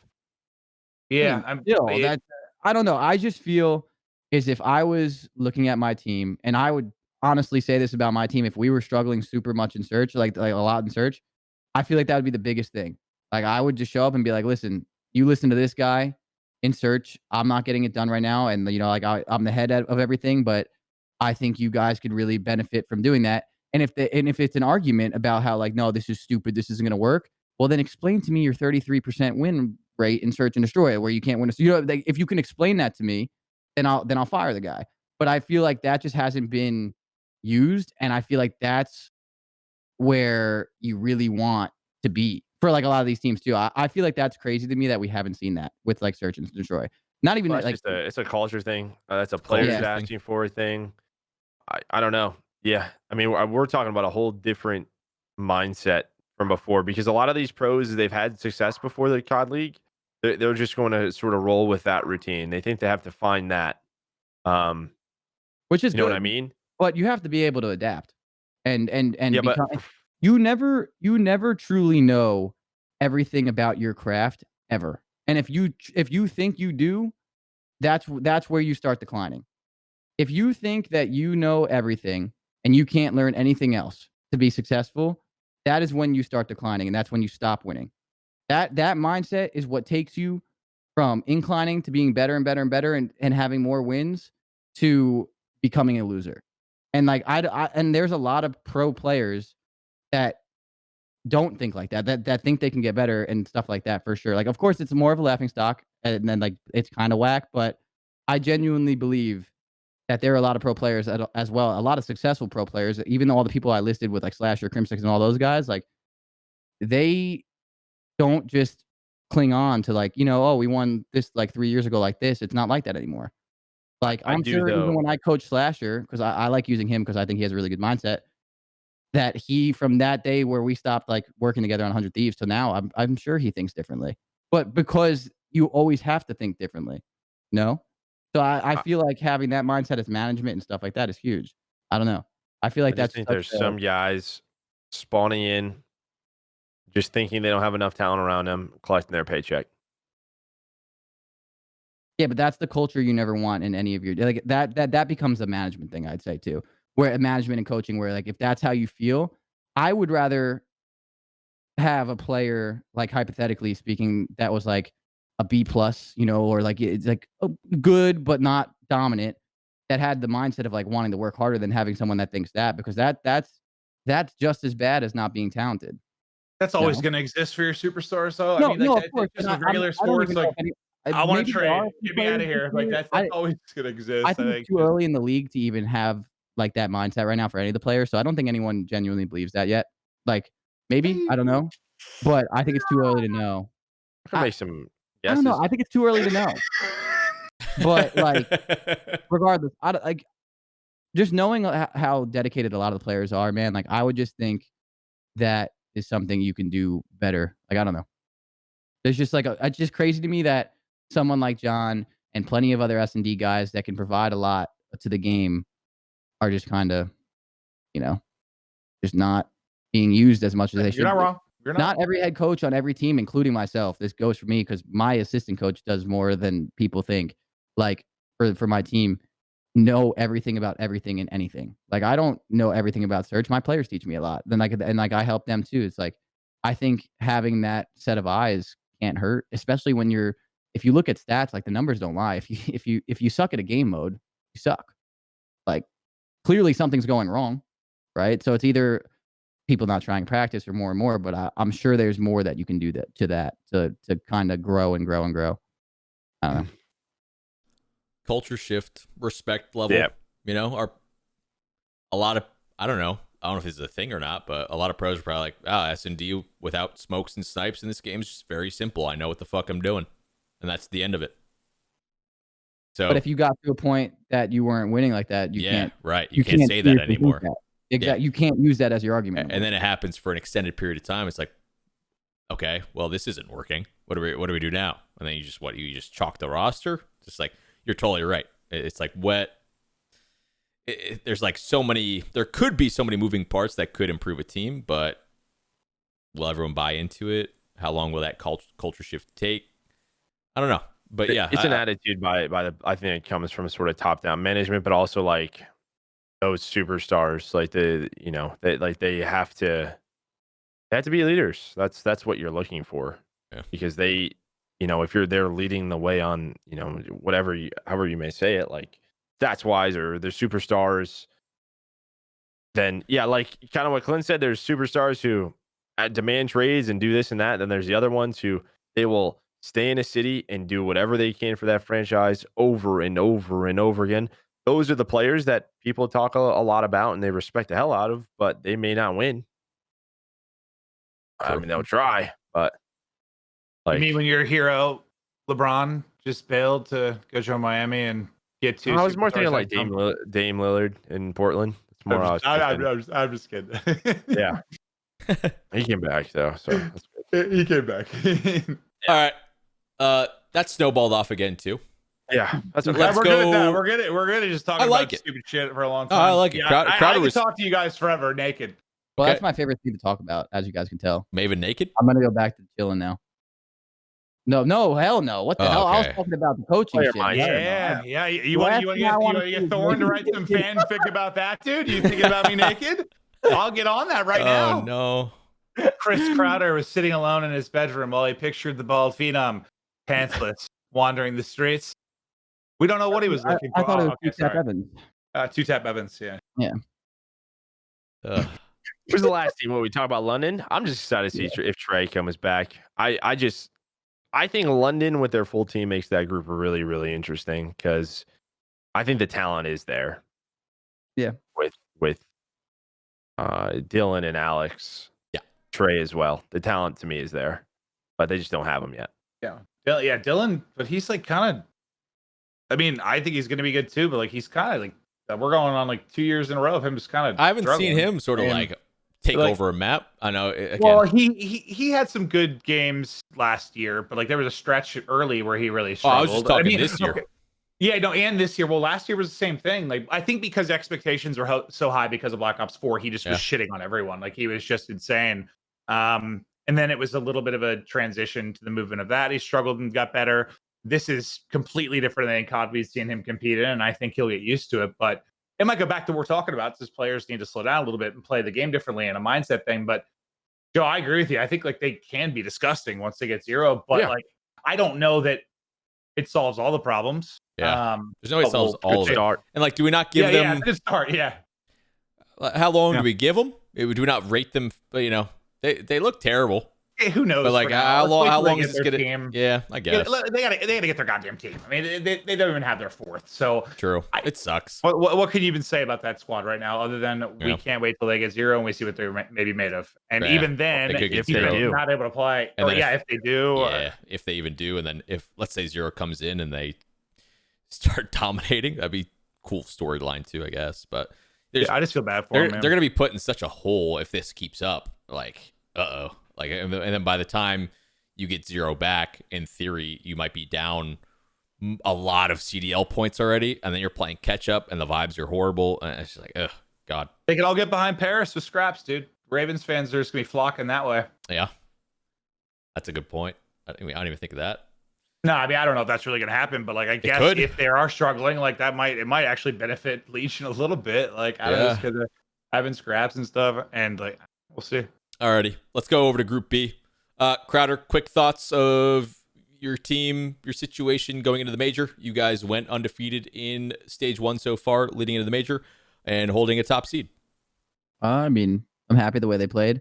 I think we definitely played sloppy versus Paris, but we know like what we kind of could learn through that win of like what we made the mistakes on. We watched it and stuff, and kind of, not going to show up every day and play our best. Paris is also a really good team. They've been playing really well, so it was just a close match. But I mean, I'm happy to be first.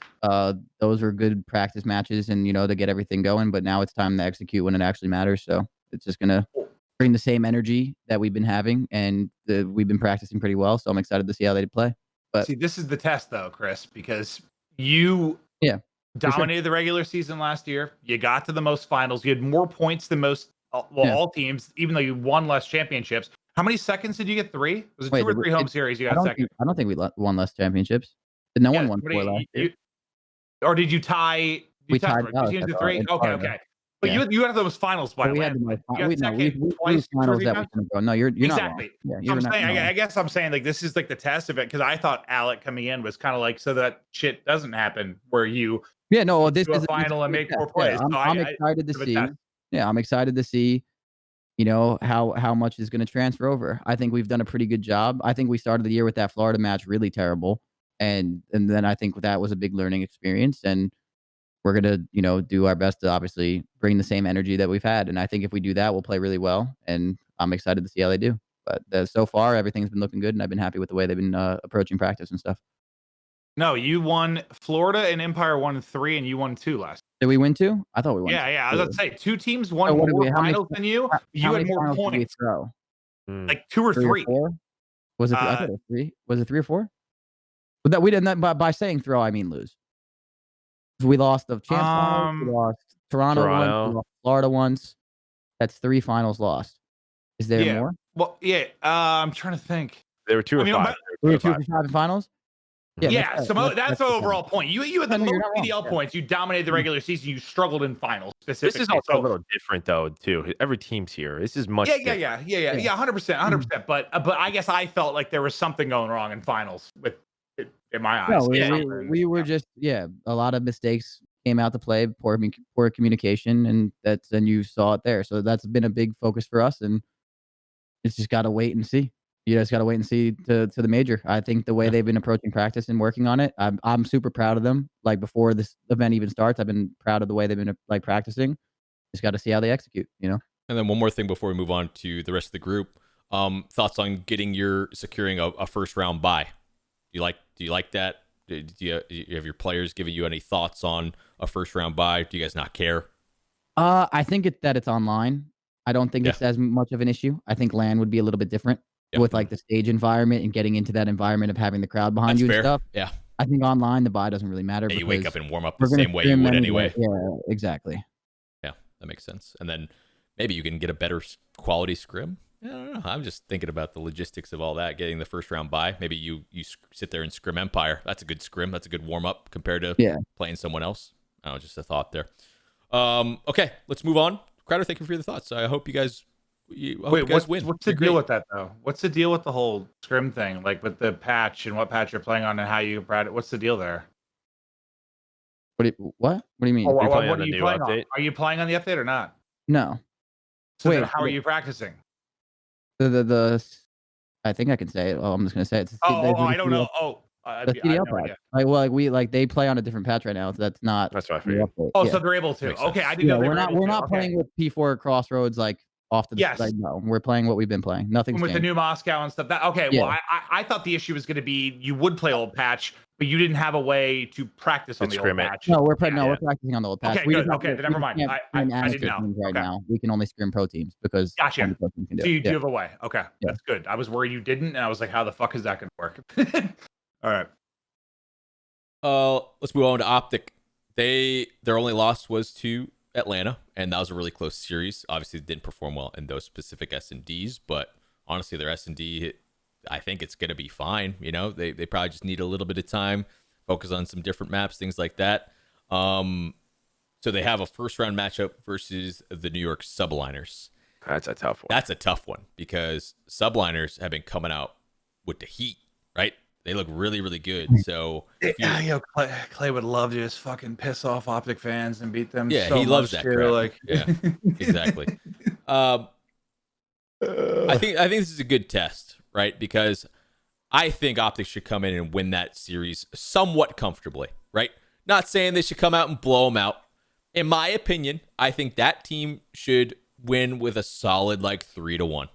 Will it happen though? I don't know. It's a good pressure match for them to really, you got to put them in a pressure scenario to see how the roster sort of holds up. They should be able to do it, but you got to see it, man, because Clay can come out and smoke you in a hardpoint one and be screaming and get hyped, and a series can get away from you fast. So I'm torn because I want to see Optic Empire, that'd be fun, but Subliners Empire again sounds more fun.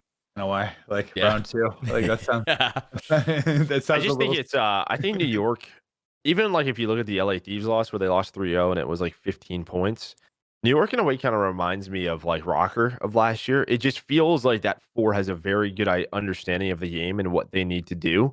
When you're watching them play, lives are they're not really thrown away. And I think that's kind of what we talked about with Clay's leadership and how vocal he's been.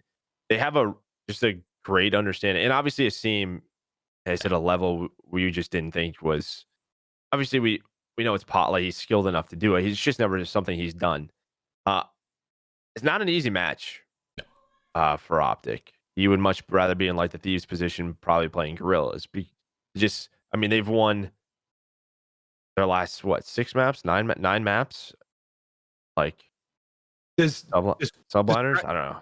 They're Does fine. pressure mean anything to you in this? Because like I guess I felt like it might have been a problem against Empire once that went map 5 and the way it did in map 3. Like you have young players, very young players on New York with like Diamond and stuff. And I know you're playing from home, but this is still a big tournament. Like I think it's the opposite. Are you at all worried about like It's pressure the for opposite. them? They're the underdogs right now. Any win, if they're beating Optic, that is, you lose the Optic, they weren't expected to beat them. You beat them. That's awesome. Okay. I don't think there's any. I think the pressure is on Pressure Optic. would be on Optic. Yeah. Yeah. I agree with that. Yeah, but yes, but those guys have lived through every type of pressure that's ever existed. So I'm not like really worried about Optic and pressure. I'm more worried about it with young, inexperienced players that haven't dealt with any form of pressure.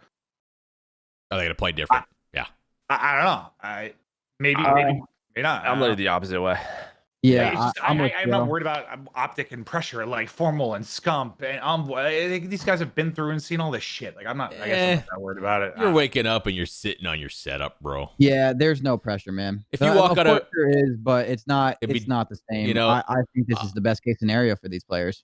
Okay. It might be different if Diamond was walking on a main stage and they had people screaming, "Boost, boost, boost, boost, boost," and you know, like shit like that, and like I don't know, you get shit on, and you hear that shit in the background, and you're like, you know, that's. I hear you. I don't know. It's online. You're just sitting in their usual fucking chair. We'll see. I'm excited for the matchup though. That whole top side of the bracket. I mean, the whole bracket, but I'm in particular super excited to watch how that top part of the bracket plays out. And then the winner of that moves on to play Empire. So it should be pretty cool. And then I honestly saw this bracket and I was like, wait, Guerillas got a seed in the winner bracket? When did that happen? I was thoroughly shocked. They look pretty good. Can they beat the Thieves, though? Thieves have been looking pretty damn well-rounded. So I don't know. Yeah. I just can't. I can't bet on. What did Guerillas get blessed by again, though? What was the matchup that like decided that fate? Was it the Thieves Empire match that decided that, or was it the one before that? It was the one before. No, they needed Optic to lose to Florida. Is that what it was? Okay. Yeah, for Paris. I thought it was something. I thought it was something else. Okay. Yeah, they needed Optic to lose to Florida. Anyways, my point was like, I don't think I can bet on the Guerillas beating Thieves in a respawn. I just don't think it's going to happen. I could be proven wrong for sure, but this is the common. This team needs to win like a 2-3-5. Yeah, of course. They steal respawn and win both searches. I'm not confident in the Guerillas. I'd say depending on the vetoes, like maybe. Like I wouldn't bet on Guerillas winning a respawn. I think the Thieves look really good, despite the whole 3-0 thing. That wasn't a 3-0 in any bad way, in any bad fashion versus Empire. They looked incredible. I personally think the way TJ and Donnie have been playing too, like Kenny and Slasher have been doing good too. But I think TJ playing as well as he has been playing is huge for them. I think Temp is an incredible player. I have for a while now, and I think he's doing his thing. I think they're a good duo there. I think Kenny has been pretty comfortable this year, and Slasher's always going to be. He played really well versus Empire. And I think I've always thought he's underrated still. And then I think Slasher's always going to produce. I think the Thieves have a scary team, and it's kind of what everyone was questioning. If they can get their stuff together, they're going to be a scary team. I think that's kind of what we're looking at right now, unless something were to drastically change. So I would probably not think Guerillas wins a respawn. It's possible with how competitive this league is, of course, but with how well TJ's playing, how incredible Temp is, and the other two doing solid, I think they're going to be. I think the Thieves should win it. I think this would be like Thieves match to lose. TJ's in form. Real quick. Yeah. Real quick, Joe, what were our top 4 coming into the year before we saw a match? What do we think it was going to be? Optic, Dallas, Atlanta, 100 Thieves. Wait, who's the top 4 in this? So annoying. Oh yeah, definitely It's You're definitely a fucking coin flip. No, not Did this. you want to get that one in there again? Jesus. One more time? No. You want to say coin flip 3 more times? No. Just get it off your chest. Yeah, I was just looking. I'm like, yeah, that's kind of what we thought was going to happen. Half the league's gonna suck, and they're gonna be and they're not gonna win a lot of matches. No, but it's the same thing every year. But against, see, I do think it's going to be there will be more upsets this year, and the league so far has been crazy. I disagree. I think 4v4. I think there are some crazy competitive maps. Like, I think the top 4. Okay, let me rephrase. If the S&D map set changes by a couple maps, I think this year is going to be even more consistent with 4v4. I think the top half of the field are going to get better and better and rebuild those good tendencies faster than the bottom half of the league, and I think the bottom half is going to start to shuffle. Challenges is more competitive than ever. You got Saints down there dominating in challengers, right? Oh, I need a power sub Slayer. Nado, bang, on a roster, bang. And that shuffle's going to happen, and the bottom and the top is going to spread even further out in 4v4. Maybe I'll be wrong. That's just my thought. I think 4v4 leads to more consistent results, personally. Yes, but it's just the fact it's only 12 teams and 48 players. Like, I still think it's going to be wild. It's just it. So I kind of agree with Maven more. I hate that I'm saying that. Flip it. But the reason why is, so I see where you're coming from with that, but or maybe the way I view it might be a little bit differently than both of you. I just wouldn't be surprised if you see an upset. Even like exactly. So the whole coin flip thing, to me, I feel like in any competitive sport or esport, for the most part, when you only have this amount of players playing it, like this solid of a group, an upset isn't going to be crazy, but is an upset winning an entire event going to happen? I don't think that's going to happen often. Maybe once this year, but I don't see that happening. But, maybe an upset saw that last year, right? That was a lot last year. I think this game plays more consistently, where I don't think you're going to see that happening constantly. I think you'll see that maybe happen because every once in a while you have that one weekend when you're hot and you're playing really well. But I think the gap there is more than just to say it's a coin flip for sure. But I wouldn't be surprised to see upsets. But there are going to be lesser teams, of course. Because what Tyler said about building those good tendencies and that skill gap we were talking about, communication and leadership and teamwork, that is a skill. I think good teams will kind of continue on with that skill as the year goes on. So for sure. But I just don't see how I just don't see when an upset happens, how the coin flip argument works, because I don't think it's that crazy to see one upset. One match, it's 5 maps. All you do is take the first hard point by a couple points, and you're in the lead for the series. I don't know. And my coin flip percentage is 0 for 6. I've never won a coin flip. I guess the way I view it though is in the past, at least for me, when going into an event, there were realistically 4 teams that were going to win the event. For the most part, not last year, just in general. When we were going into a major event, there were 4 teams that could win. And was there an upset sometimes? Yeah, but. And when you looked at a lot of the bottom of the field, and that's also now with every team. Could they get hot and make a run? No, most of these teams. I don't care how hot you get. You're not fucking beating the top teams right now. There are 8 to 10 teams. If someone had a really hot weekend, could do something nuts. Win it all, maybe not, Chris, but beat top teams without a fucking question. Right now, a Paris or a Subliners, could they get hot and play out of their minds and maybe win an event without fucking question? I think would be the event to do it. I don't think they're going to. I'm just saying it's possible. More likely to upset a team, but it's just, dude. Legion was one of the worst teams coming in to the year when you thought about it on paper, but then when you read the names, you're like, fuck, that's a lot lot talent than some of the you anticipated, had. Right? Yeah. But it's also what TeeP's talking about. They just don't. They don't have a lot of bad tendencies when you watch them play. They just aren't making a ton of mistakes. True. Yeah. But I don't know, man. I think it's more on just there's I don't think they can win a lot of competition. I don't think they will. Another either, thing, I guess I feel there's a chance. There's a chance. I don't know. Well, there's always a chance, though. I want to bring this up too to back up my original point where I think the bottom half of the league is kind of screwed. Do CDL points carry over to stage 2? They have to, right? Everything's cumulative till champs. Yeah, I think so. Everything. If you're a bottom seed team and you got to play Empire over and over again, you're fucked. They're too they redistribute the groups, right? Well, yeah. After they repick them. it's a fresh stage. Yes, to Yeah. see the next major, but all the points are cumulative. So Right. you restart next stage. So we're gonna have 2 brand new groups, A and B. Yes, That's good. That's gonna be randomized. No, Not- they or pick. isn't it They like do the the same picking format? like they They did do last picking. time. Got it. Yeah. Okay. Mhm. So Yeah. I just don't see like which group did we say was a little bit easier? Was it B? they were pretty balanced, to be honest. Yeah, they were pretty I balanced, thought but they're pretty balanced. like I think, yeah. I think we lean towards the group that my team's in, which is B, right? Yeah. When we first saw them, I think we were like, But- these are pretty good. But Yeah, but I thought we all were in agreement that they were pretty balanced. Yeah, I think it's because like Paris and like we, I don't remember.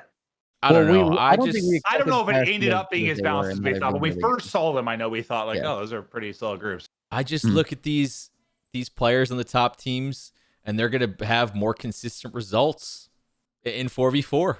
They step up in big time matches, and the bottom teams don't have it. They're not consistent enough. They don't have those sparks of talents that can overpower a map, and I don't think they're clutch enough. As I just I guess I kind of agree with your point. I in just think there's 5v5, a lot you of got upset bailed out. potential. People got bailed out in 5s. Bad performances got watered down. Dumbass, brain dead plays got watered down because you had 3 But I mean, the people. results were still consistent. The top Right, teams are still at the top. I mean, Right. So my Yeah, but argument, a lot of people won. my It's argument- not going to be that different. my It's not argument gonna is be that 5v5 Yeah, was there were more 8 teams there, volatile though. for They wins. weren't I all think there. Yeah, that's what I'm 4v4 is going to be saying. even more consistent. I don't know. That's just how I think it's going to play it out.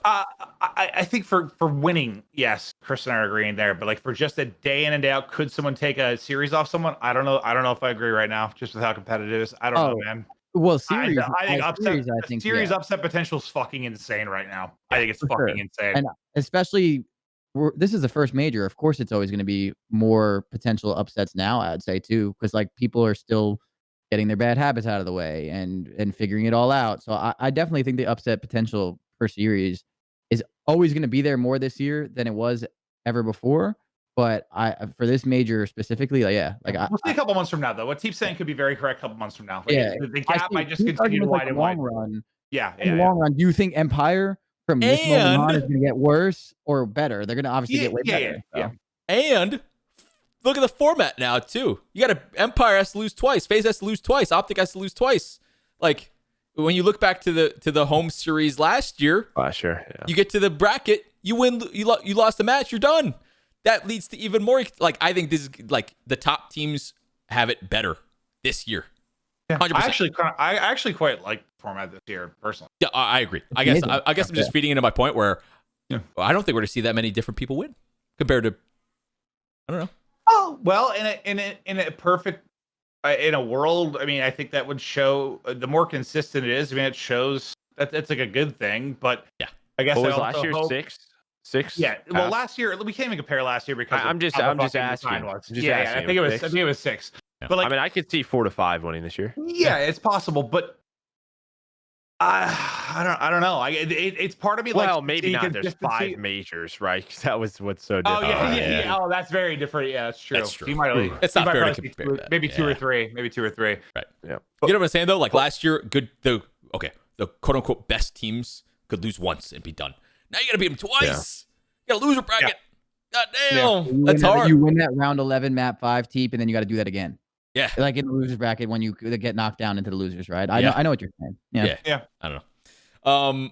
So yeah, Paris looking really good. They're going to be playing the winner of Seattle and Florida, and I could see Paris maybe making a little bit of a run. Every time we've seen them play, they seem to be fine tuning their respawns even more. I think they're a force to be reckoned with, but I feel like I just I think don't. Florida could go on a run down there. You think Florida could? They are like that team has like a notebook page by page of mistakes where if they just change little things, like they're going to be like, I think a lot of teams are struggling yeah, with like, I know what what are we you're saying. doing wrong? They have a lot of what are we doing wrong? Like if they silly fix. mistakes. That's what you're saying. Yeah. Yeah. I mean, Awakening's dropping 10 plus Yeah. in their S&D wins. What do they have? A 2.2 in their wins, and their losses like a 1.6 in search. Yeah. I just How do you there's lose with sometimes I'm that? watching Yeah. rounds. I'm like, I don't know how we're losing. So I just don't know if They have it'll good click by issues. the major. I don't know if it'll click by the major. They have good issues to have right now in the sense that it's not like they're just getting smoked and they have Yeah. no hope. They have a lot going for them, they're just not executing and finishing up like the plays like perfectly. Where that could be a pretty quick fix, or what Maven said, it could obviously take a little bit longer. So I wouldn't be surprised if they get things to click. They have the talent, they're getting the kills, like they're doing well. They have They play Awakening. Respawn's really tough with Yeah. some of the top teams. So I think they could go on a run down there for sure. You think like at this tournament they can? Yeah, like they beat Seattle and beat Paris. Yeah, no. That wouldn't be crazy to me. Yeah. Crazy. Well, I guess when you were saying make run, I was thinking like make like a deep run. I'm like, Well, I don't then know. at that I point, don't know like if right who's now. dropping? I mean, don't know what who I would think is drop. going to happen is New York's going to lose a really tough series, a hard-fought series, and smoke everybody in the loser bracket. That's what I think is going to happen. And then New York's going to come up against one of the big boy teams that lose another close one in the, winter semis. And then that's going to be the team that cruises the rest. You know what I mean? Because you guys know, playing from tournament experience, you win that tough losers match, you kind of cruise. Get you going. Yeah. You always need that one series that if you get through that one series, you're gone. That's when you start vibing. Yeah. So that's what I think is going to happen. I don't know. Because who would be your pick though from like the loser side? If you had to pick one team that would make a run, like one, would it be Rocker right now still, or would it like be that's placed like in there Paris already? I think it'd still be Rocker for me. I think it'd be like Rocker because I just feel like they're probably if I had to guess, this is total BS pulling out of my, I don't know if it's true or not. I feel like Rocker probably has a deeper map pool compared to most of those teams. So yeah, probably consistency wise, I'd probably go Rocker. I agree with that. The map pool thing, I don't really know, but I just think I've been behind them this entire just because year. they are pretty good at controlling S&D. That's kind of why I'm saying that. Yeah, they're a deep team in the sense of the game modes that they can play. I'm still sticking to. I don't think any of these losses like shook their team morale at all. I think the leadership with accuracy. I still stick by that. I think this is the team that's kind of built to have like a rough, rocky start and not be phased. And that's like a big thing that will take them a long way this year. So I think they're completely fine still. I was curious if anyone's opinion changed.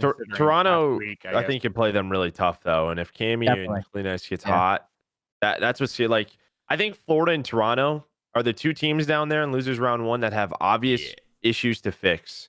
And if they fix those things with the way how close they've played some of the top teams, I'm not sure if a lot of teams want to actually like run into them. Who's your number one though for like from those six down there? Minnesota's like the obvious one. Like that's just that's the obvious. I was wondering if anyone changed their mind. That's why I asked. But I think both how of them. Paris has looked, and I mean, just look at like the Toronto Ultra Series versus Optic and Atlanta. Like, very, very close games. Toronto's just so weird. Toronto's like my dark horse. Like they look at their peak, they look so good, and then you other times I'm just like, what? I don't know. I wouldn't be surprised, like, because they have that superstar potential. Like Bance can just pull like a 35 bomb at a hard point and just hard carry. Like I don't know. Yeah, I'm curious to see their map pool. I think they're hurting themselves a little bit. It's like kind of what I was talking about with Seattle with Raid and like Moscow. I don't know if they're playing enough sort of like Garrison Crossroads. I know people want to play them on cross or don't like probably veto that.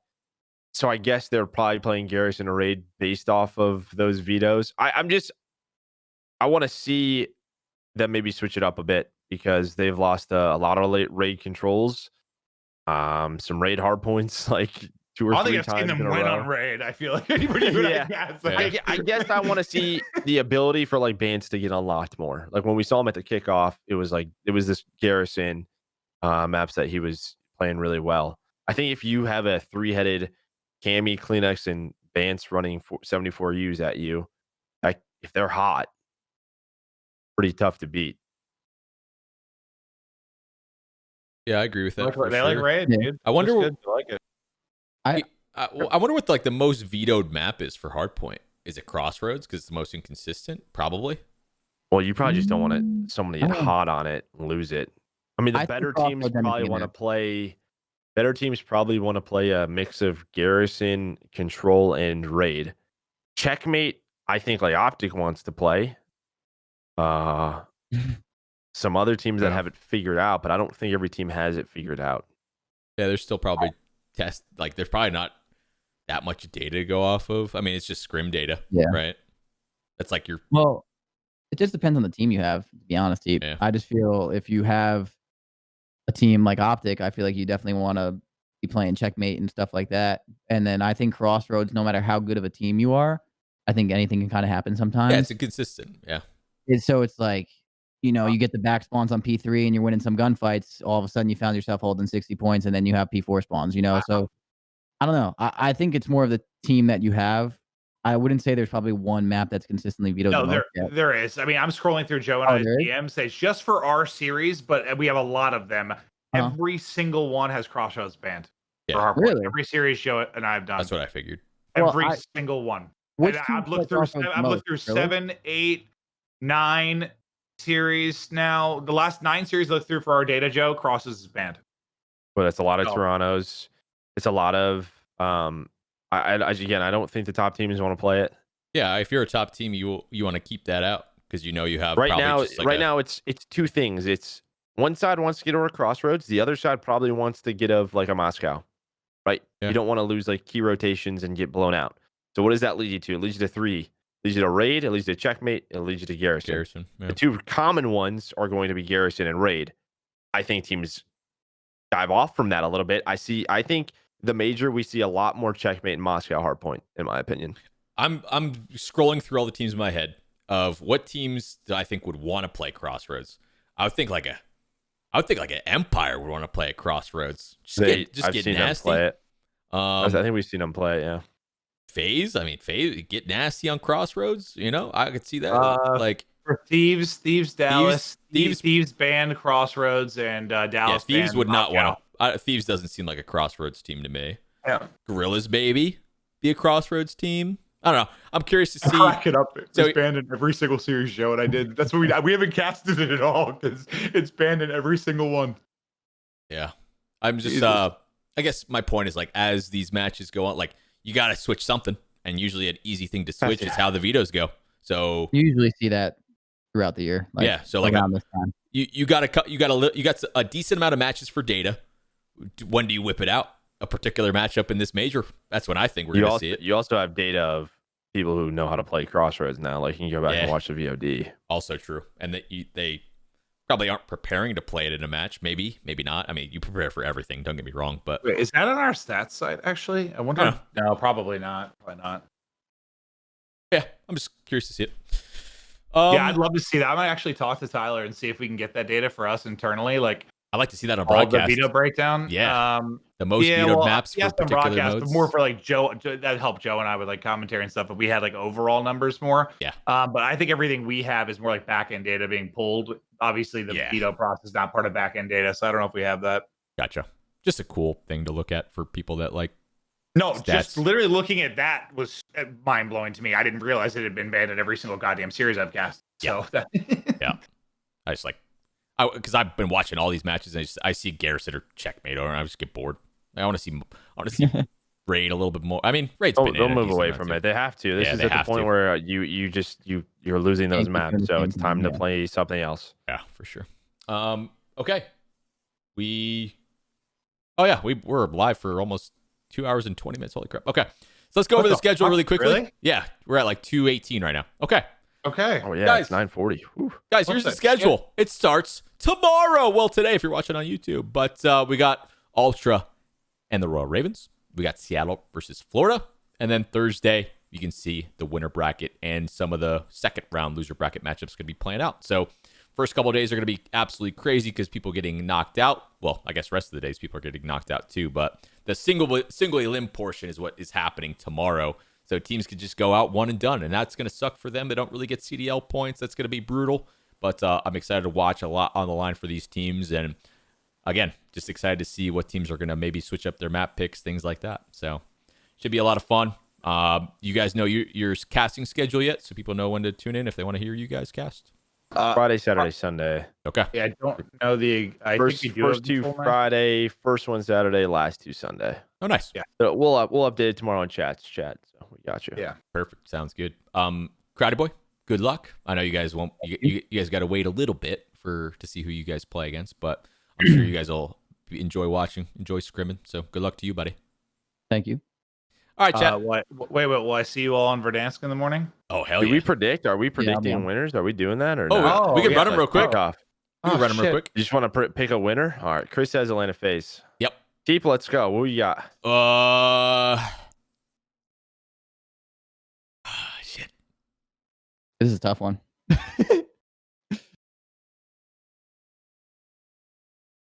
Optic. Okay. Me, All right, my Clint. turn. We're going Faze. Joan Empire. Yeah. So we got 2 phases, an Optic and an Empire. I just have a feeling. I just went gut feeling for some reason. I don't know. I think Optic's gonna come out with the fire for some reason. Any of them could win. I mean, Yeah. who the fuck It knows? looked great, yeah. I don't know. I just went with it. I think Optic got hassled so much for their S&D that they're just randomly gonna be good at it, and then they'll probably get bad at it again. I think it's just be an ebb and flow of Optic's S&D throughout the year, but I think they're gonna be good this time for some reason. Yeah. They win 50% of their hard points. So have an 80% win ratio in S&D at this tournament. Yeah, imagine just something weird. But yeah, I mean, all really, really good picks. Obviously, teams starting in the winner bracket. Shocker, right? But yeah, let us know who you guys think is going to win, chat, and if you guys are going to be watching, let's go. Should be a lot of fun to watch. I'll be on Verdansk in the morning, so All right, I will be too. I'm gonna try and wake up a little bit early too. So Same. Wow, you really had that much fun playing with me I today, did. huh? yeah, I actually Yeah, no, I'm did. trying to It get. was a I'm lot. gonna be up at like 5, 6 central is what I'm aiming for. Like up early and grinding because we don't cast tomorrow. So like I'm just gonna we gotta stop when the matches start and just chill and watch them. So I'm gonna be on early. Cool. Sounds good. I'm just fucking cracked, ready to go. Love it. Absolutely love it. Chat, thank you guys so much for hanging out for an Hardpoints episode. If you guys only caught a portion of the episode, it will be going up on YouTube tomorrow. The matches start and everything, so it'll be a good thing to catch up right before the matches. Make sure you guys follow the channel. Follow all the boys' channel. Will be on Verdansk streaming once again in the morning. Sub to the boys' YouTube. Follow them on socials as well. Maven's flipping all of you off because he hates all of you. Don't sub to him anymore. And sub to the rest of us. Thanks for watching, guys. We love you very much. Chris, you streaming or no? I need to go to bed. You going to bed? No chance. All right, sounds good. Chat. I'll be waiting for you there, buddy. I'll find someone to host. Thanks for chilling, everybody. We'll see you guys All right, in the later. morning. See you guys. Bye.